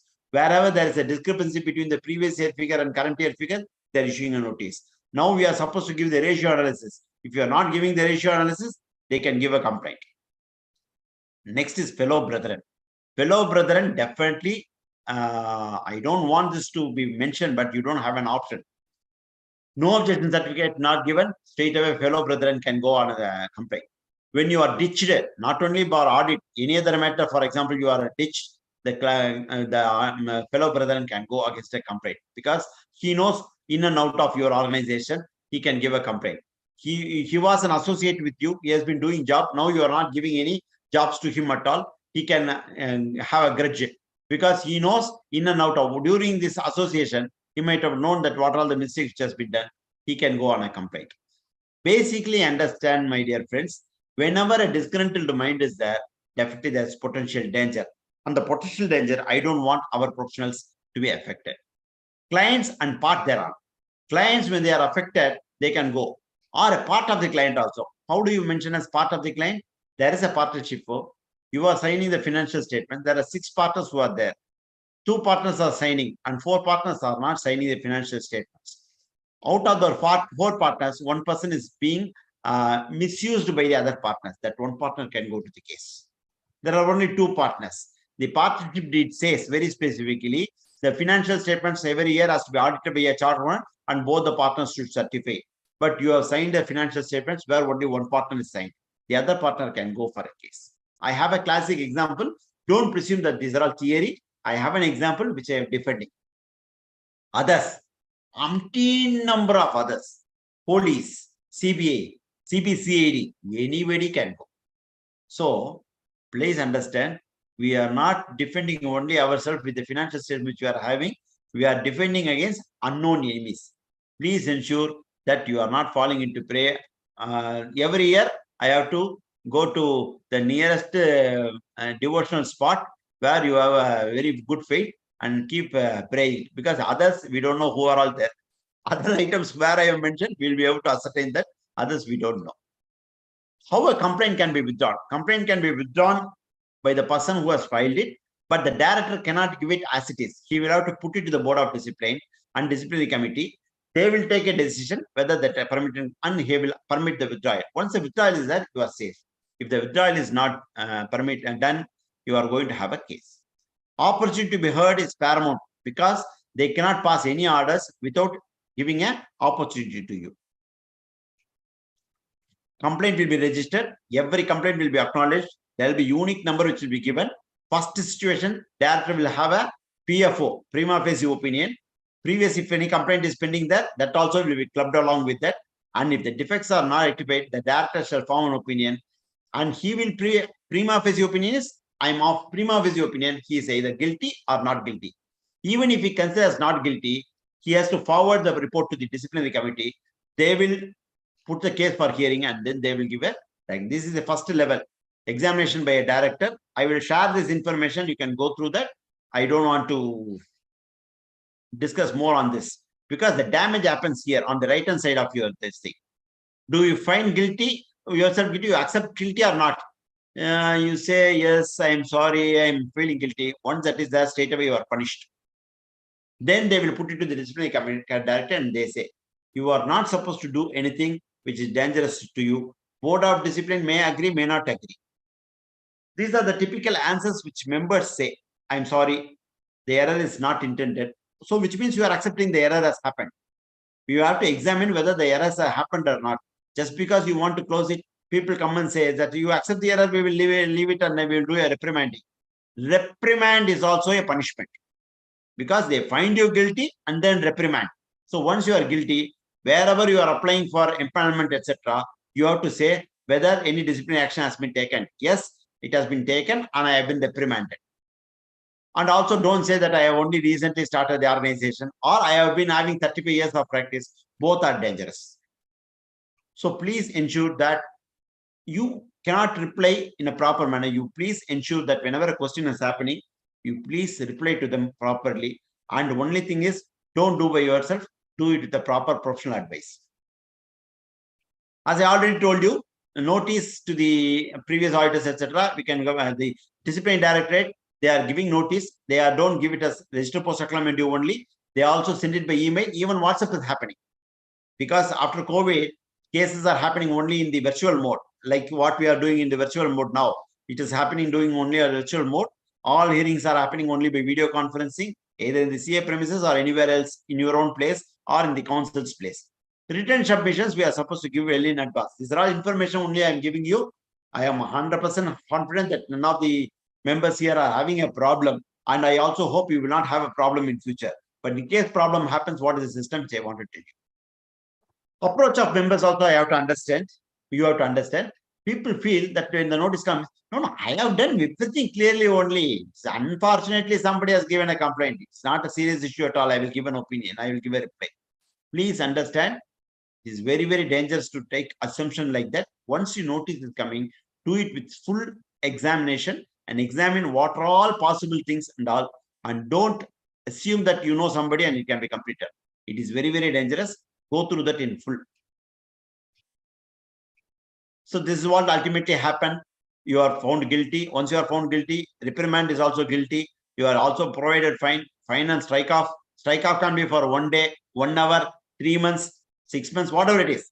Once it is there, it's going to be a problem. Empanelment will be a serious issue subsequently.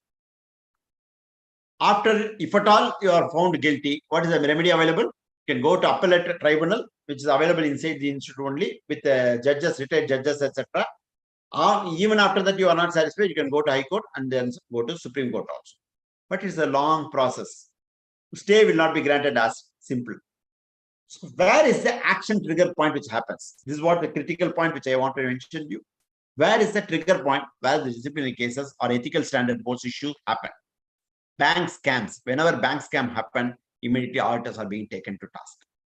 Take the case of even a good noble cause which has been done by central government by way of waiver of agricultural dues, ARDR relief. In the ARDR relief, there were wrong certificates. Central auditors were given notices because there was a scam in ARDR. Some political complaint has happened. The notices were given to all the auditors, and all the auditors had to reply. Ultimately, RBI convinced that the auditors have properly done. That is a different issue. But there is a bank scam which happens. Projections, definitely it's a problem. Audits and computerized audits. Wherever computerized audits are there, system issues are there problems happen. CBI enforcement raids. Whenever ED raids are happening nowadays, PMLA and AML anti-money laundering issues are happening very frequently. They go to that places, they find something in the auditor's side, they immediately raise an issue. You are also hand in glove with them, and they black money angle, Binami transactions. Binami transactions, unfortunately, we are also caught in the pit. The reason being, the client comes and explains to us very, very clearly, I'm not having the property in my name, I'm going to buy the property in somebody else's name. That is recorded in the email ID. It is dangerous. If at all they are doing in Binami transaction, let them do. You are not bothered. And the records, you are not supposed to keep it in your auditor place. When they enter into an agreement to sell and also a sale deed, there is a difference in value.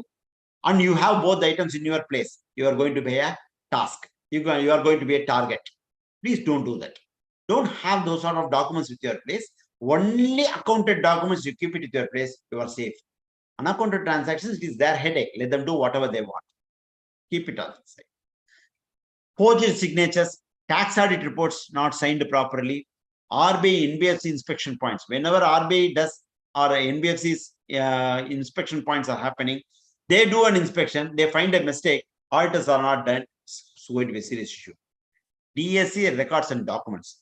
The client's digital signature, if you are going to take it for filing, which is natural process, my office also does it, no problem. All of us do it because we don't have an option, because clients do not file the returns at all.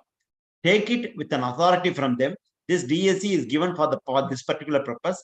You enter, do a inward register into your entry, and once you complete it, you return it and have an outward entry. Then you are not having a problem. Otherwise, the clients will come and say, I don't know what DSC is at all.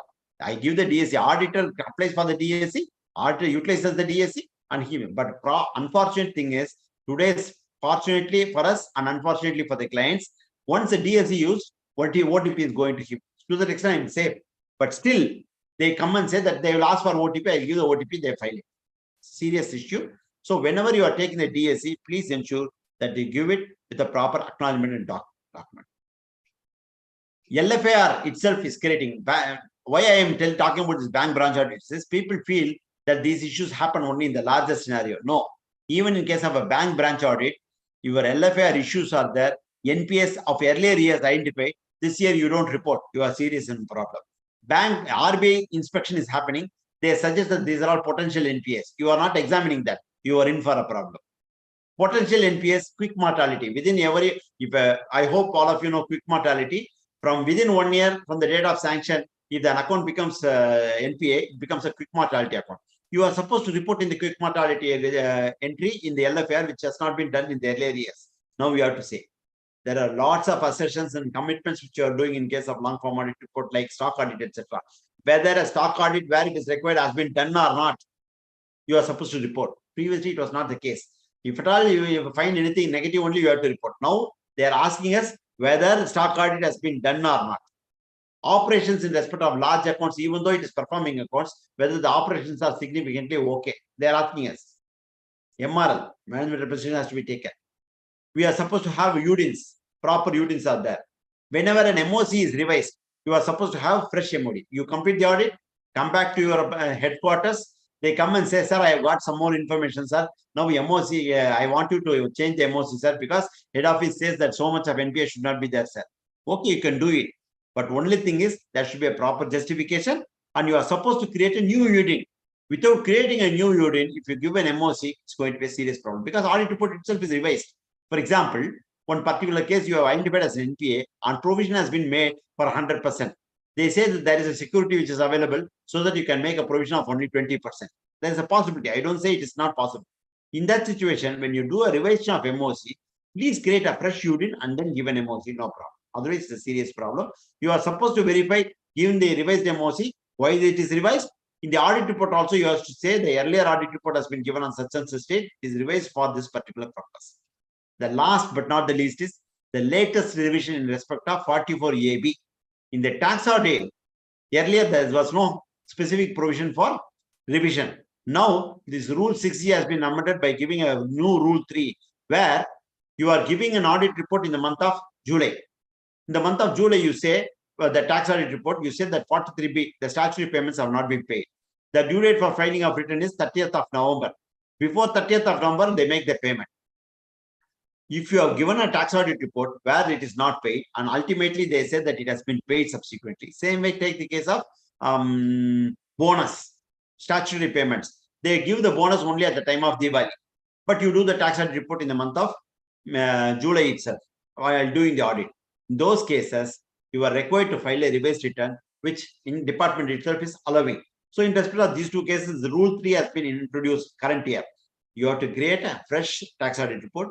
You have to mention why this revision happens, and also you have to mention that new UDIN has to be created in respect of this tax audit report. This is the latest amendment. So I am bringing in what is the latest also for your benefit. What are the routine audit issues which is being triggered? Deductions and allowances, I have already explained to you at that point of time itself. TDS liability, 40A, IA, I have already explained. 43B, 40A3, 2 sicknesses, 2, all these things are, I have already explained. But only thing which I want to tell you is, wherever there are non-compliances, we are supposed to verify. For example, ICDS. In the inventories, we are supposed to mention whether it is followed on cost or market price, whichever is lower, cost or traded price, whichever is lower, on FIFO method or weighted average method. We are supposed to explain all these things. And whenever there is a difference in ICDS, we have to mention that. Take the case of construction companies, AS7. ICDS says different thing.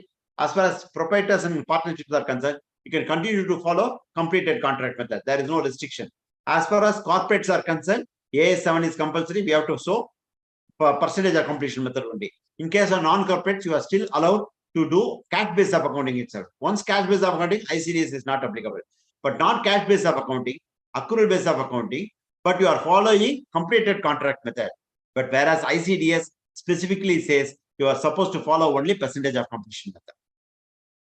See, there are significant differences between accounting standards and ICDS. Please ensure that it has to be there. Statistical information. It's a statement of fact. Whether the company is having any other registrations, we are supposed to mention GST registrations there, MSME registrations there, all these numbers we are supposed to mention. Quantitative information in respect of stock. If you are not able to mention, please mention it is not quantifiable because of various reasons. Tell the reasons also. Don't bother to give disclaimer if you are not having confidence. Particularly in this current year, in respect of GST, they are asking about what are all the purchases from non-GST registered persons and what is taken from the GST registered persons. Very serious. In most of not most of all the cases, we have a disclaimer in our office. A suitable disclaimer we have made in respect of GST supplies, and we also make it very clear that it is not quantifiable, qualifiable. How it has been mentioned, I have mentioned it in the respective places. If any of you wants a specific format, we can share it with you. But otherwise, Institute Guidance Note is also very helpful in that manner. I'm only explaining to you, this is one item of new additions in the current year. Certifications. Where all the triggers happens is turnover for tenders. For the purpose of tenders, they give a huge turnover. Actually, the turnover may not be relevant or it has not happened in the financial statements. On the basis of that, the tender is being given. Ultimately, they found out that this particular company is a fraud company. They don't have a turnover at all. Automatically, it triggers to the auditors. Capital infusion. Whenever a loan is being given, the capital has to be infused in the company to the extent of 50 lakhs. When a loan is given to the extent of 1 crore, the existing capital of 10 lakhs is not sufficient. You are supposed to bring in another 40 lakhs. That is a significant stipulation of the sanction. You give a certificate without even depositing the money. They give a check leaf and say that money has been deposited. Money is not at all deposited. You are in for a serious problem. Please understand, this is a serious issue. Financial statements, net worth statements, ITR copies, they ask us to attest. Why we have to attest? Don't do attestation, because we are not an attesting authority at all. Certified true copy, we are not eligible for giving at all. You give a certified true copy. I have a classic case recently managed by one of the done by a concurrent audit party. He has signed the ITR copies, which ITR copies were bogus. Why we give a certain where it is not required? Please don't do that. Fixed assets for Pollution Control Board, etc. ROC certifications, where we are doing that ROC certifications also we are supposed to. These are all routine issues which trigger ethical standards.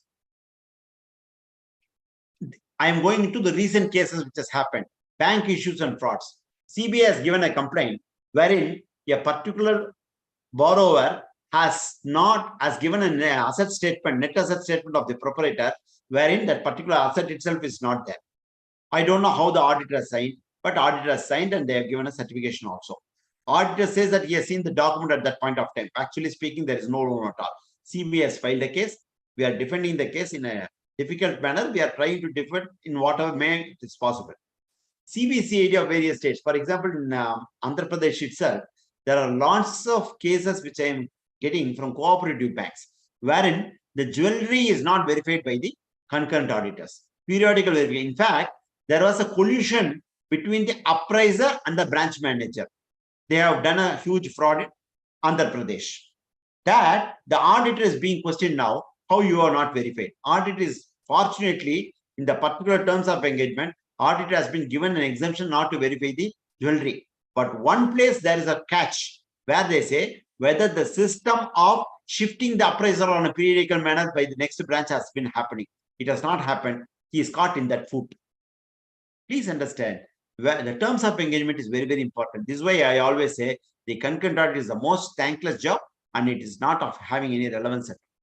Complaints from the tax generated out of various certifications and reports. As I told you, this debtors, book debts, etc. It's all various issues. Complaints from tax department and wrong claims and representations.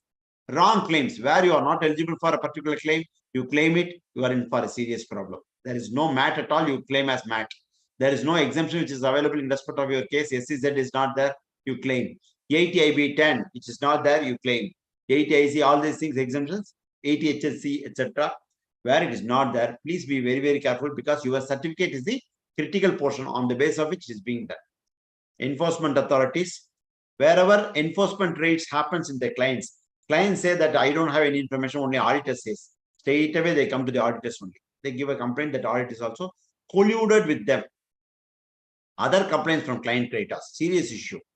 Client's creditor who has not been paid by the client comes and gives a complaint to the institute. My credit balance is not properly shown in the financial statements. I have filed a case with the client, but that has not been shown in the contingent liability. Moreover, I am an MSME. Client has they are not disclosed as a MSME, and auditors also not signed. It's a please understand. This is a very, very practical case which I have defended and I have succeeded. That's a different issue. But whether it is contingent liability has to be shown or not, management, the disciplinary members are not willing to listen. It's a serious issue. Other complaints from partners and trustees. Whenever you are doing a non-corporate, please be understand who are all the partners who are authorized to sign. Please examine. If this partner is authorized to sign, he can be signed. If he is not authorized and any two or more person has to sign, please ensure that. And wherever there are two families, take the case of Afghans and Tatas. They had lots of family issues. So all those things were auditors were reasonably safe because MRLs were there and board meeting was properly done, all those things. In case of non-corporates, where is the board meeting? The affected party will go to the case. Same way trustees, wherever that is trust societies, etc. is there will be one disgruntled element always. The disgruntled element will always create a problem. So please ensure that we are not caught in this particular task and any other members for that matter.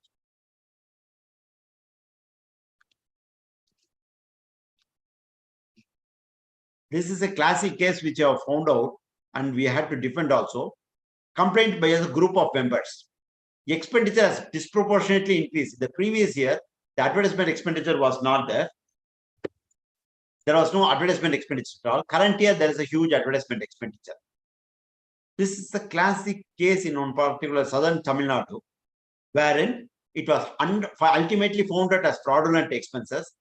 The auditor, when he verified, there were invoices available. the payments has been genuinely made to the advertisement claimers. 194C deduction was also done. So auditor has sincerely believed that he has done the audit in a proper manner. But two things which he has not done properly is, one is there was no requirement of an advertisement at all in respect of this particular case, and there was no advertisement done in the earlier year, and the advertisement releases which they are saying as TV releases, there was no releases at all which has happened.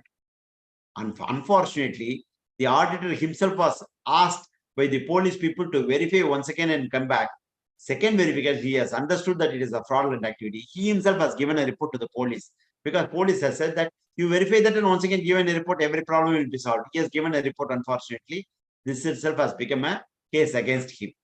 Auditor should exercise due diligence. It is not only that gross negligence need not be there, due diligence. When it is unusual expenditure, which has not happened in the earlier cases, when it is coming in the current year, please keep your eyes open, ears open, and examine and ensure management certifications is not sufficient.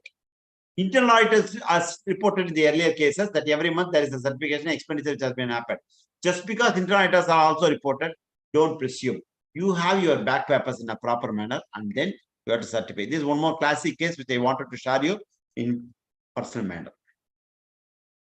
There was a tax audit which has been done without a proper terms of engagement. In this particular case, what has happened is stock was identified as wrong by the assessing officer. The client has gone and represented with the assessing officer directly, saying that auditor has actually misguided me. I did not have so much of stock at all. He has given some wrong figures in the financial statements and also a wrong figures in the tax audit report. Kindly give us the refund. And apart from that, he has given a complaint to the institute also that auditor has misused all these things.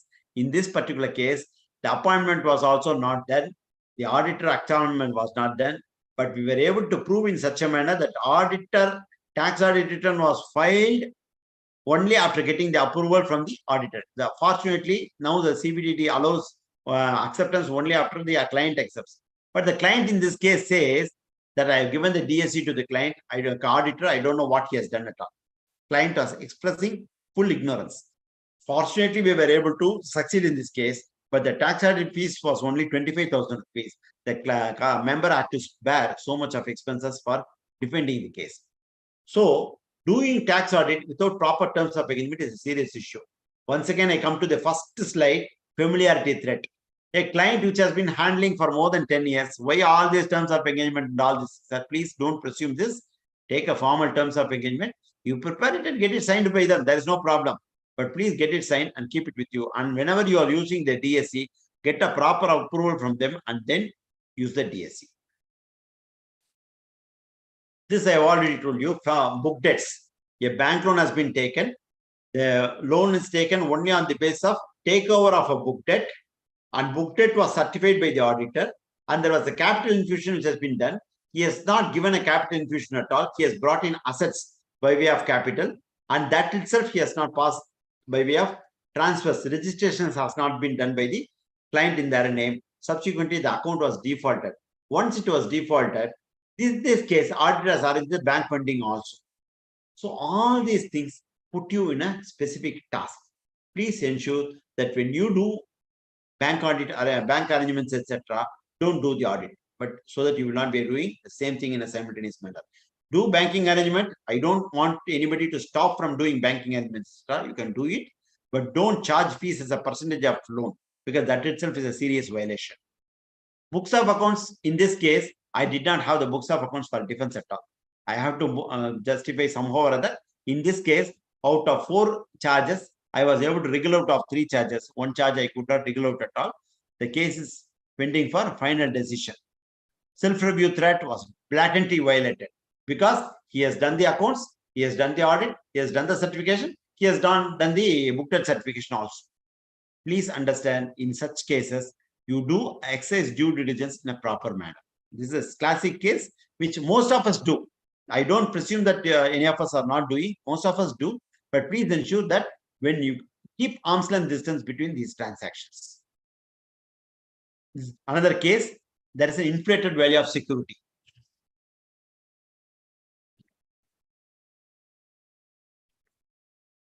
My wife was helpful enough. I am at home. helpful enough by giving us some warm tea. I'm taking it with your permission. Inflated value of security. They have given us property for value, the property for security. Property was purchased only in April 20. They have given for an amount of 1 lakh. They have purchased the property only for 1 lakh. Please understand. In September 21, they have given a the same property as security in your area only, for your kind of information, in your area in Vijayawada only. They have given a valuation of some, if I am right, it was around 65 lakhs. The reason is they have said that the property is going purchased in a area where capital is being identified for the Andhra Pradesh. So they have even inflated the value and given a valuation report is there. Auditor has suggested that I have depended on the valuation report only. But the disciplinary board is asking me, yes, the valuation report is there. You are depending on the third party information. I am accepting. But don't you have the basic courtesy to examine when it was purchased, on how it can value within 6 months' time? So much of difference can happen. Justify. The client and the member could not justify, but ultimately we could wriggle out because the valuation was done by an approved bank, that bank approved valuer itself. And on that basis, the loan was given. We don't have any other option. And in the financial statements, we have not done the inflations, etc., as it has been complained by the member. We have not done the inflation of the capital, etc. The member was able to justify and come out of it. Another case, this consists of 2 items. Proprietor's assets and liabilities were stated without due verification. Whether the documents were not verified at all, and the member was also not having the information for defending himself. It's a serious issue. So whenever you are certifying the financial statements, which is totally different from the value which has already been there, please see the justification, whether it is really a justifiable revaluation or not. Otherwise, we are not supposed to certify. Another case where concurrent auditors have not verified the securities at all. This was examined and found out there were bogus securities which has been given. Units is not inspected sufficiently. Very, very important. Wherever working capital loans are given, the units are to be supposed to inspected on a periodical manner. You can very well say that the concurrent auditor's appointment is not mentioning anything about physical verification of stock and security in a periodical manner. It may not have. But in the auditor's appointment, they would have mentioned the auditors are supposed to follow the rules and regulations provided in circular dated September 2021, which states about concurrent. In that, they would have given in particular line where the working capital loans are given, stocks has to be verified on a periodical manner. So every quarter, we are supposed to report at least 10 stocks, 20 stocks, etc. We are supposed to go and verify. Don't have collusion. In that case, there was the collusion with the branch management without verifying statements, etc. That's what the allegation. We were able to overcome that allegation. We were able to come out of it. But valuation report and appraisals, we are able to identify that. Where we are not able to do it, income tax papers. The income tax papers were not properly verified. This was one question which has been mentioned. It's a true fact also. In the income tax paper, there was a turnover, there was a net profit which was given. That net profit was not matching the financial statements. We could not justify. In this particular case, we were affected. And this one particular item, out of 4 issues, 3 we were able to wriggle out, 1 we were not able to wriggle out. So concurrent auditors should be more careful. We have to exercise due diligence, periodically verify the securities.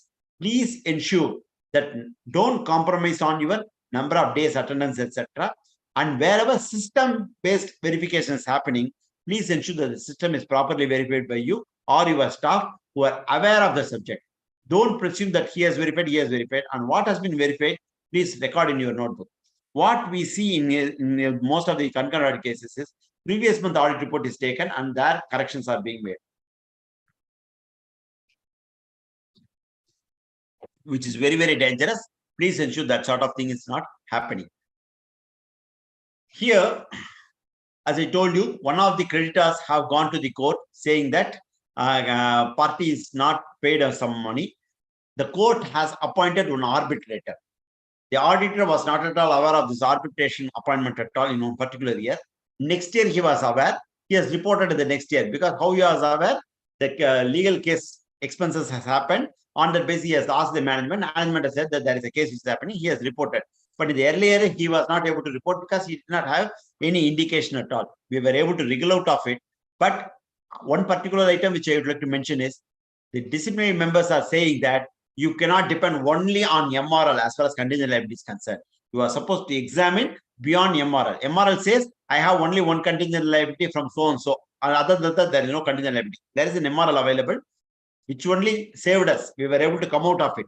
But still, the disciplinary board was telling, we cannot depend only on MRL. You should have more information about contingent liability. We proved that there was no legal issues, legal expenses, etc. Management has given a MRL. Beyond that, what do we do? Finally, we were able to wriggle out of this case. Please ensure that the MRL is alone not sufficient. We can go through that. Wherever there are some legal expenses, examine more and find out what's happening. There was one particular item we were not able to come out of it. He has done one assignment in the month of March. He was appointed as auditor in the month of July. You have done an assignment in the month of March. Same thing you have done for audit. How do you justify that conflict of interest is not there? We were able to wriggle out of it, saying that assignment is not in the nature of internal audit. It was assignment only for verification of a particular book debt and giving a certificate. And at that time, there was no indication that he's going to be appointed as auditor. Or he was appointed as auditor only after the other auditor resigned in the month of May. He was appointed. We were able to come out of it. Why I'm telling this is, there are situations where we can wriggle out of it. But keep the papers clear. Once you have done some assignment, don't take up the audit. You have taken up the audit, don't do assignments for them.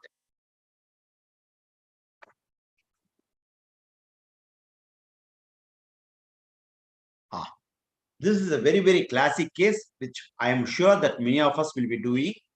We do GST and TDS remittances on behalf of the client and also file the returns. That is whatever be the form 26 form filing of TDS.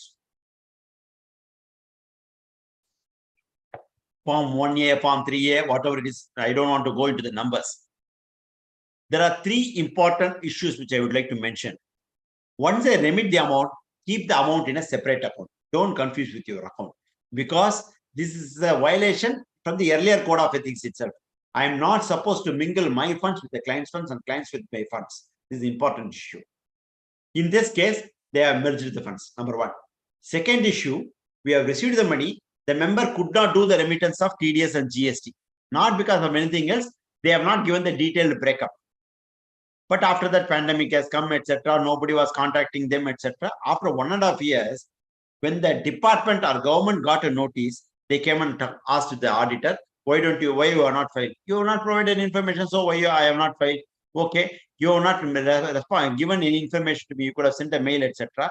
He was not having sufficient information.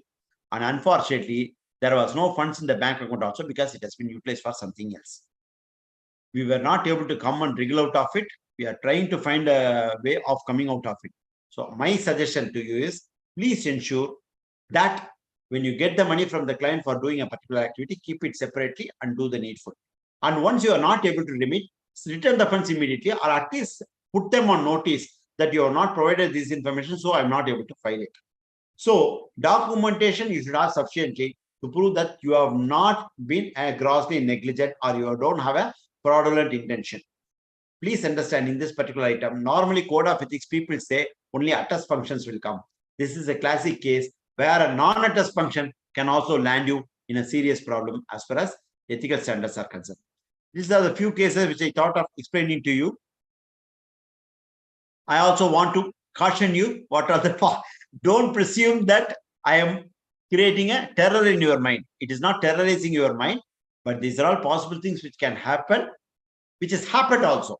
So generally people immediately say, sir, you are all threatening us not to do audit at all. That is not my idea. Please be cautious to ensure that you are doing it in a proper manner. These are the possible cases in the near future. Schedule 3 has been amended. So FS is not in accordance with Schedule 3. You are bound to have notices from MCA. Rounding off in lakhs and thousands. Trade payables, MSME is not disclosed properly. Data still you are reporting in the old format. Caro non-compliances you are not giving.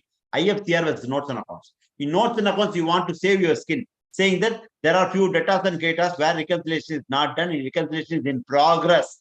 You say that. But in ICFR, we say that everything is perfect.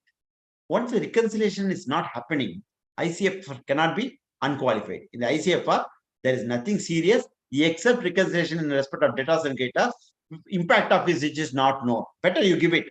In IFCR, you say that nothing is a problem. In notes and accounts, for saving your skin, because you are not seeing some confirmation of balances, confirmation is not obtained in certain cases. What is the certain cases? You should have a justification.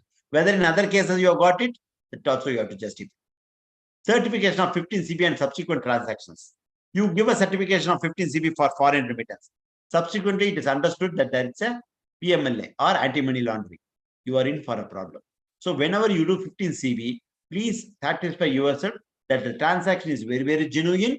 It is going to a proper person only. There is back papers which are available. It's a genuine supply of material or supply of services for which sufficient contracts are there. DD withholding tax is done wherever it is applicable. Wherever it is not applicable, you have a justification. For example, it is a commission in respect of overseas transaction. So commission is not attracting TDS. Have sufficient papers which is available, and also find out whether the other person pay is a permanent establishment, having a permanent establishment in India or not. Take their certification in respect of where they are assessed also. On that basis, you can give a certification. When subsequently AML or PMLA comes, you are in for a problem. Audit reports and notes and accounts not given for non-corporates. I always tell this, it's a pet project for me. People presume that non-corporates, I don't have to give an audit. Please understand. Whenever you are given certification in respect of assets, financial statements, P&L and balance sheet, without audit report, you cannot certify the financial statements. Never you can certify a financial statement, checked and found correct from the books and records. Extracted from the books and records, you cannot say. Compiled from the records, you can say. But once again, you have to give a compilation report. Once you say checked and found correct, it means you are audited. It is assumed that you have done an audit. So in that situation, you are supposed to verify, give a report in the proper form of SA 705. You have to give a report. Without report, you are not supposed to. In the same way, notes and accounts. We presume notes and accounts is only for corporates. No. Even in case of trust, notes and accounts has to be given. What is the sort of notes and accounts given? Whether it is cash-based accounting or accrual-based accounting. In the trust in respect of how corpus donations are treated, how revenue is treated, how expenditure is accounted for, how revenue recognition happens in respect of trust business activity, because they medical trust may have a medical hospital as well as medical shop, how it is being done, like that. Stock audits, please take up stock audits as far as banks are concerned, but please see the scope of engagement also, because scope of engagement will give a different version altogether from what you are giving it as a report. Identify each and every report, read each and every class where you are giving a report. You should not give any circumvention which is dangerous for you. Certification of ROC forms for the clients. Whenever a particular director is getting resigned,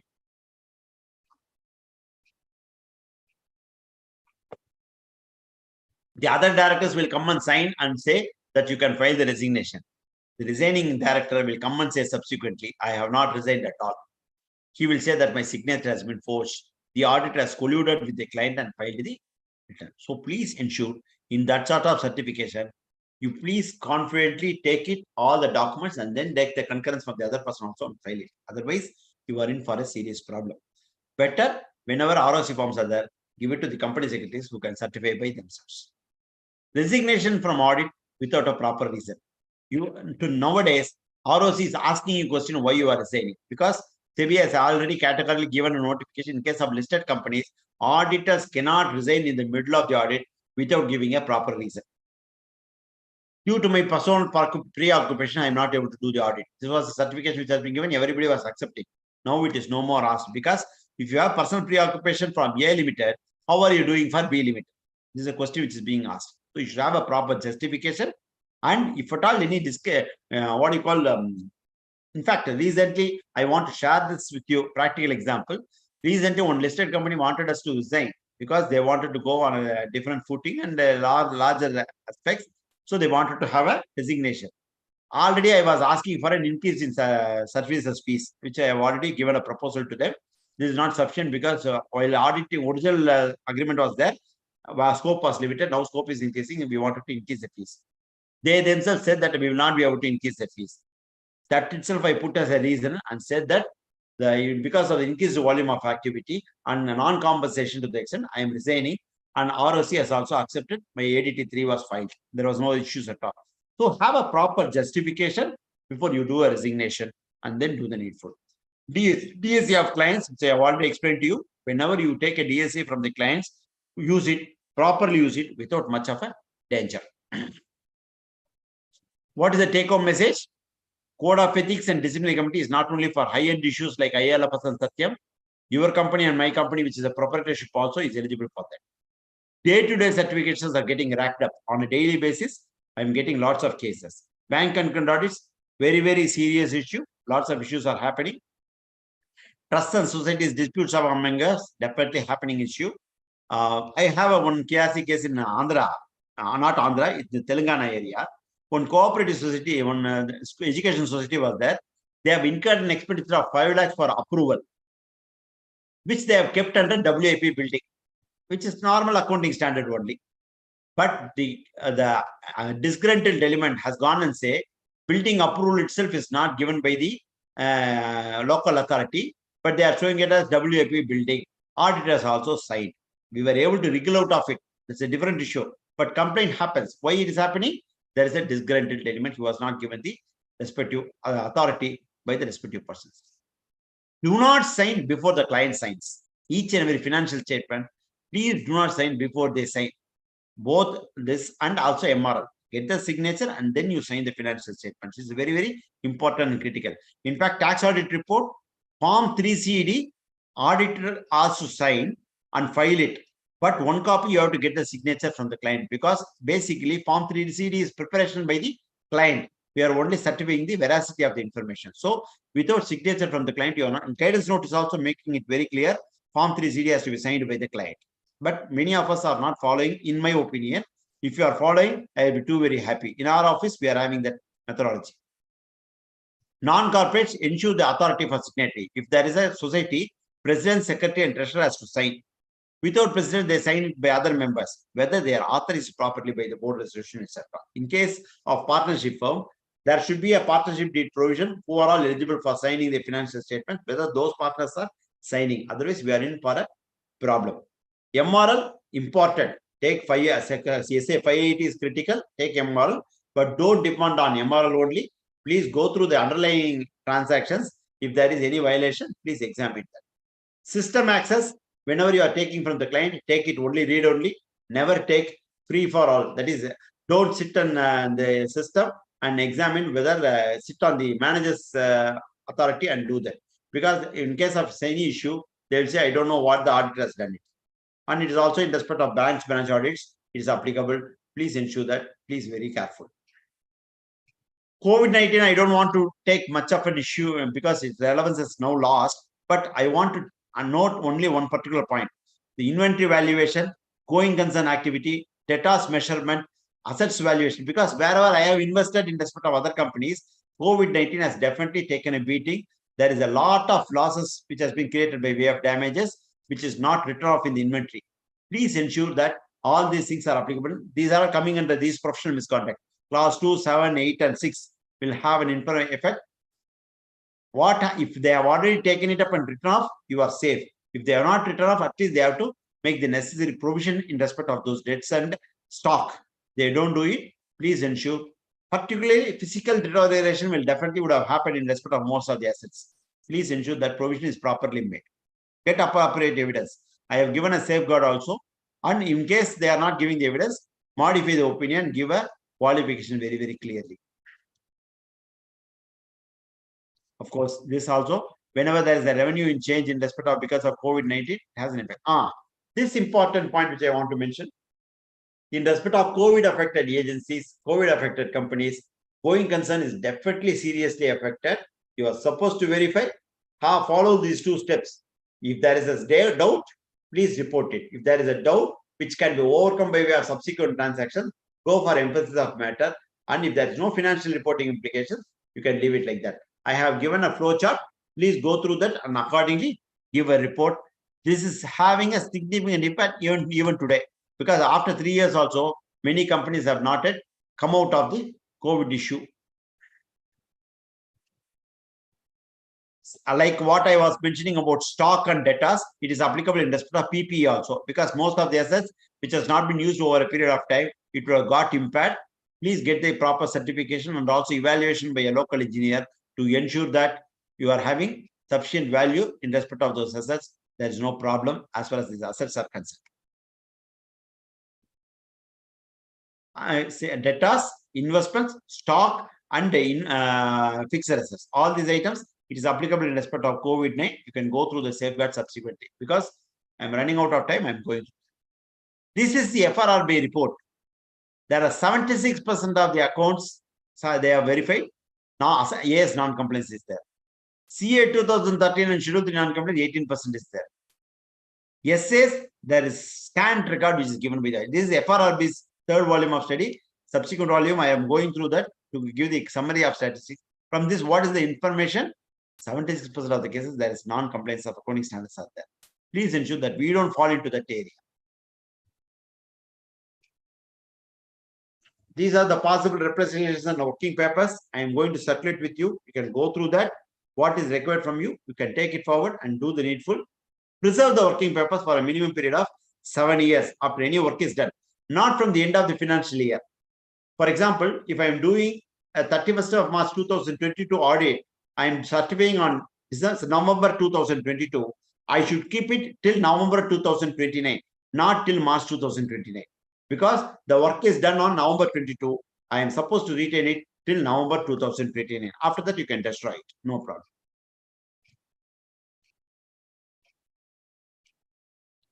So whenever you are doing a certification, please ensure that the guidance note is followed and SA 805 is also followed. Because for each and every certificate, they have given a format. Without seeing the format, don't give a certificate. The company and clients will come and show you a proper certification. Sir, the Pollution Control Board is asking a certificate from you, sir. I have certificate. By the side, you can certify, sir. No, that can be only an annexure. The report has to be according to the institute standards. What is management's responsibility? What is auditor's responsibility? Give the reference to the annexure. Annexure you can sign. In the annexure, you say annexure to report dated so and so. You are supposed to create a UDIN for each and every case and then file the remittance. All the certification can be registration of charges, can be IPO, can be 15 CB, everything for that matter. Capital contribution, grant, utilization, etc. Please ensure that all those things can be only annexures. Main report is according to the institute's format. Format is available very much in SA 805. You can go through that. These are the critical certificates we keep on certifying day in and day out. We presume that we are not having first item. Certificate on grounds of statutory records maintained by Indian Companies Act. We are giving it. Certificate for claiming various deductions and exemptions. Just take the case of MAT. We are giving a certification. In case of 88 10 CCAC certificate, we give. Form 56, we certify for MAT. 43B, we give a certificate. All these things, income tax deductions for various deductions, etc. We give a certification. Certification for transfer pricing in 822C, you give a certificate. Form 3CEB. There we are giving what is the arm's length price. All these things are given day to day. Probably GDR, ADR, and listing companies may not be done by every auditor, but all of the things we are all doing it. Please ensure that whenever you are doing the certification, follow SA 805 and also the guidance note. Once you do that, you are reasonably acceptable as volume comfort. So one final word before we conclude. Whenever a work is given under the code of ethics, when it is not permitted, do not accept or undertake. Please examine whether it is permitted. Go through the FAQs, etc. If it is not permitted, do not accept, undertake. When in doubt, you have a small doubt, sir, whether we can take or we should not take, do not accept or undertake, because we have to be safe. When looks acceptable, obviously you will say that we have to grab it. Don't grab it. My point is, take it with reasonable, skeptical acceptance. The reason is, this professional skepticism has been brought in Code of Ethics 2019. Previously, it was not there. Whenever you are doing something in the profession, professional skepticism has to be followed. There is a possible issue. That is why we have to follow a proper KYC before taking a client. Whether this client is reasonably acceptable, is there any issue in respect of this particular client? Why is switching over from another auditor to me? What is the reason for change of auditors? What is the reason for coming to me? Whether they are going to try find out something from me, I am going to become a scapegoat. It's professional skepticism. But you don't have to worry too much. Examine that and take it up because it is acceptable. Because after all of us have to survive. We have to make money for our day-to-day living. So please ensure. But I'm making it very clear. When not permitted and in doubt, don't take it up at all. Because even the smallest doubt, don't have it. For example, you might have a bank audit allotted by Indian Overseas Bank. Even if we're having a shares of Indian Overseas Bank, you can have a doubt whether we have to take it or not. Before giving an acceptance, you dispose of the shares. Don't shift it to the shares to your wife's account and do it. Not advisable. So dispose it off and give an acceptance. No problem. When you have the appointment itself, they say, if you have done any assignment for any of other banks, you are not supposed to do. Sir, I have not done any stock audit, etc. I've done only one certification for one tedious compliance for one particular branch. Whether I have to take it or don't do it because you have a doubt. Don't do it at all. So please be very clear. They will once you give that in writing, they will give a different bank. That's not a problem. That is safe. Same way, when you have an issue with a client, whether there is a relative there or not in a key position, if you have a doubt, don't do it. But if you have no doubt, you can take it with professional skepticism. This is what I wanted to mention. I once again thanks the Vijayawada branch for all the patient listening and members who have been very patient in hearing this ritual. 120 people are there. I had a maximum of 130. I'm very happy only 10 could go due to various complications or compliances. I'm very happy for sharing my valuable thoughts. If you have any specific value additions, I'll be too very happy. And if there are any questions, if they can lead me into the questions, I can definitely answer. Over to the branch. Thank you very much, Secretary and Chairman. Yeah, thank you very much, sir. That was very comprehensive. Your experience and dealing with the cases is displayed during the course of your deliberation, sir. That's a very spellbound presentation. Friends, you can unmute yourself. Permissions have been given. You can unmute yourselves, and if you have any query, you may please post. Or else you may also please type in your chat box. I don't see any questions in the chat box. It was only regarding the membership number and all these things. So nothing is there in the chat box. Chat box, as of now, there are no queries, sir. Only their membership numbers have been given. That is for the purpose of marking their attendance, of course. I hope the speed was reasonably okay because I wanted to be very clear only because 2 hours or 15 minutes. Beyond that, if I may not able to retain the people, it is a failure. So I wanted to go on a particular speed. I don't think it's a fast mode I have got. No, sir. It was not at all fast. That pace is for us to understand as to what are all the key points that have to be kept in mind. Yeah, thank you. Sir, before anyone asks, in the meantime, what I would like to ask you is, you said that once the 31st March is completed, we can't give the provisional financial statement. Provisional financial, correct. Right. Only compilation of financial information is to be given with a report. Right. Correct. This is one thing. Now, let us say after 31st March, compilation report is being given. And due to some provisioning is to be made or something is there, but the actuals happens to be different from the compiled financial statements. Okay. Will there be any implications, sir? No, sir. The compilation report, if you go to the compilation standard, it states what are the issues which is going to be reported. We are giving in that report itself in the compilation standard. These things we have not considered. These things we have considered. All these things, there are questions. In that, one particular clause is there. Year-end provisions or provisions which will be coming out of audit has not been considered. So there I am qualifying it. So when you do that, I will be comfortable that it has been done. Events occurring after the database. Let us understand for a moment. On 15th of April, I am signing a compilation. Okay. Sir, am I audible? Yes. If you can please switch off your screen share, it will be. You can view us. Yeah. Right. So on 15th of March, I'm 15th of April, I'm signing a financial statements. On 30th of April, one of the debtors has become bad because the company is closed or whatever it is. When I compile the financial statements on 15th of April, it's a good debt. So I would have prepared the according to that particular standard.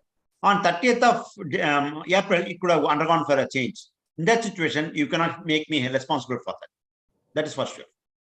So there can be a difference between what has been prepared at the time of compilation and what is prepared at the time of final financials. Right, sir.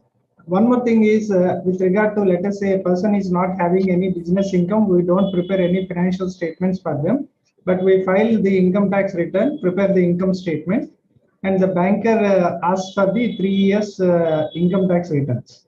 In that situation, they will ask for the attestation by the chartered accountant. In this situation, what is to be done, sir?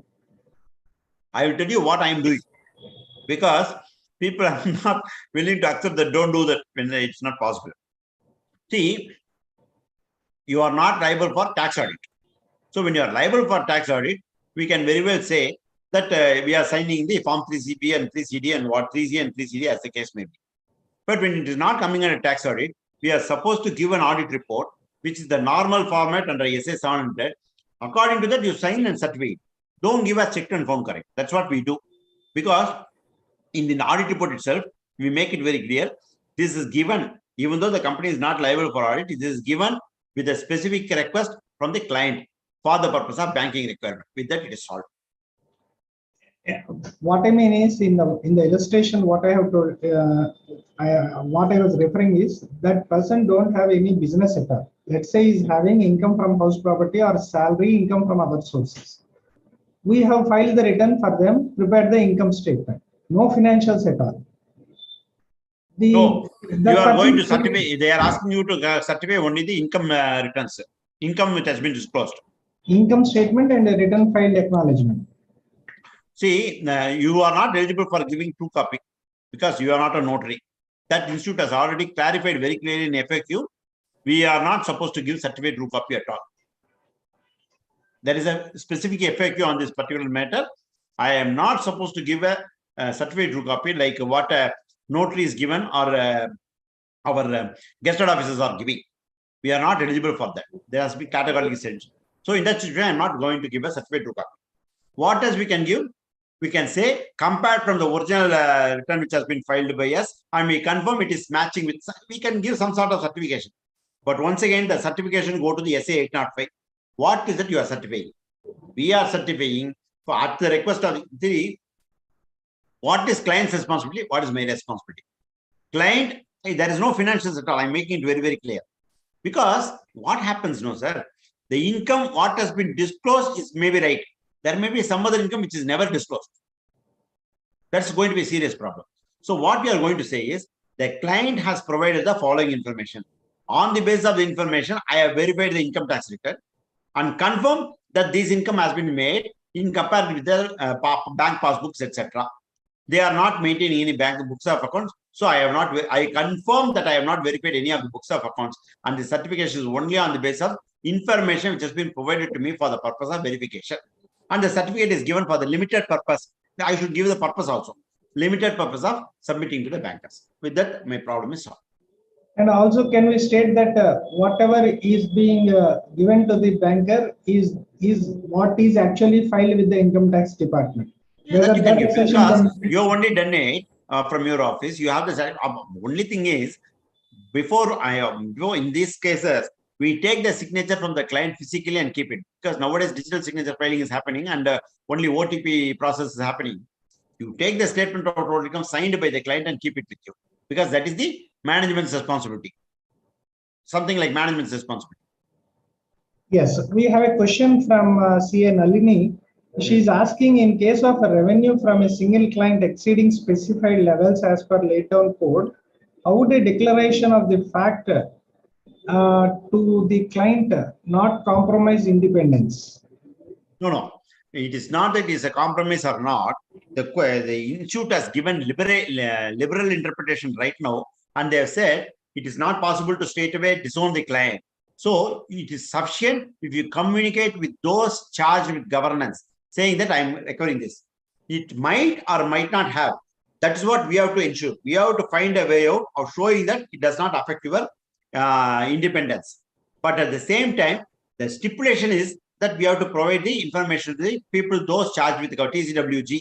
We are supposed to give it to the TCWG I have not gone, even though it is beyond, I have not, I'm informing you for the purpose. I don't say that just because of that, the independence is not compromised. Even otherwise, independence might have been compromised. That I don't want to go into the picture. But in this case, just because I'm giving an intimation to the management, is it compromising or not? I'm not for a moment saying that it is not affecting or it is affecting. We have to create documents and make pakka clearance saying that I am not having a violation of this, what you call integrity, that is independence threat. Right. So, One friends, more question. One more has come. one more. It came Yeah, as a flash. that is a bit of appreciation to you for answering the query, sir. Thank you. Thanks for the same. In fact, it is not a question per se. So, friends, any more queries? I may also inform you in the meantime. Yes. Sir, what is to do in case of banks? Ask for balance sheet attestation in case of a kind. This is what I said. Bankers will ask for anything under the sky. It is for you to take a call, and if you are confident with the client and the information is only prepared by you, take it as a compilation report. If it's not coming under audit, if it is coming under audit, you can certify and attest. There is no problem. Once it is not coming under audit, you make it as a compilation engagement. Go to the SRS 4410. On the basis, you prepare a report. I am not doing the audit because once there is a chapa of for SRBR Associate Sundarajan, they say that the system, the figures are holy. And it is not exactly the case. It is not that they are understanding as holy. They are only identifying a goat, not a holy cow. They are only scouting for a goat for putting a knife in case there is an issue happens. So please ensure that you don't fall as a prey to the goat. So give a report in a proper manner, make it as a compilation report. Once nobody can stop you from compiling. You are not supposed to say that it is true and fair. That's all. What happens is, what I have examined, because when we do the bank audits also, we see is they are just signing with a seal and signature. They don't even say. In fact, one of the cases, our past president Amarjit Chopra was asking in a disciplinary committee, counsel, please inform to me what is the auditor certificate, because in the banks are having the A&L statement. No, in the A&L statement, below the client signature, he has put a seal and sign. He's asking me, counsel, please inform to me what is that he has signed, because we have to justify what he has signed. In that case, cash and bank balance is shown as 10,000 rupees, and all the assets were shown, etc. Capital is shown on one particular side. So we are saying that all this information he is verified from the books and records. Where is it mentioned? He is asking us because he has just put a seal. Amarjit Chopra openly asked me, counsel, please suggest to me how do you take it? Where is it mentioned?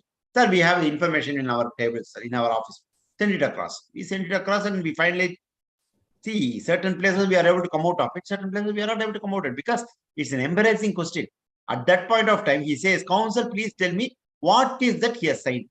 Whenever you are given audit report, we say that we have verified the books and records on the basis of the verification of books and records and other information provided to us. The accounts are showing a true and fair.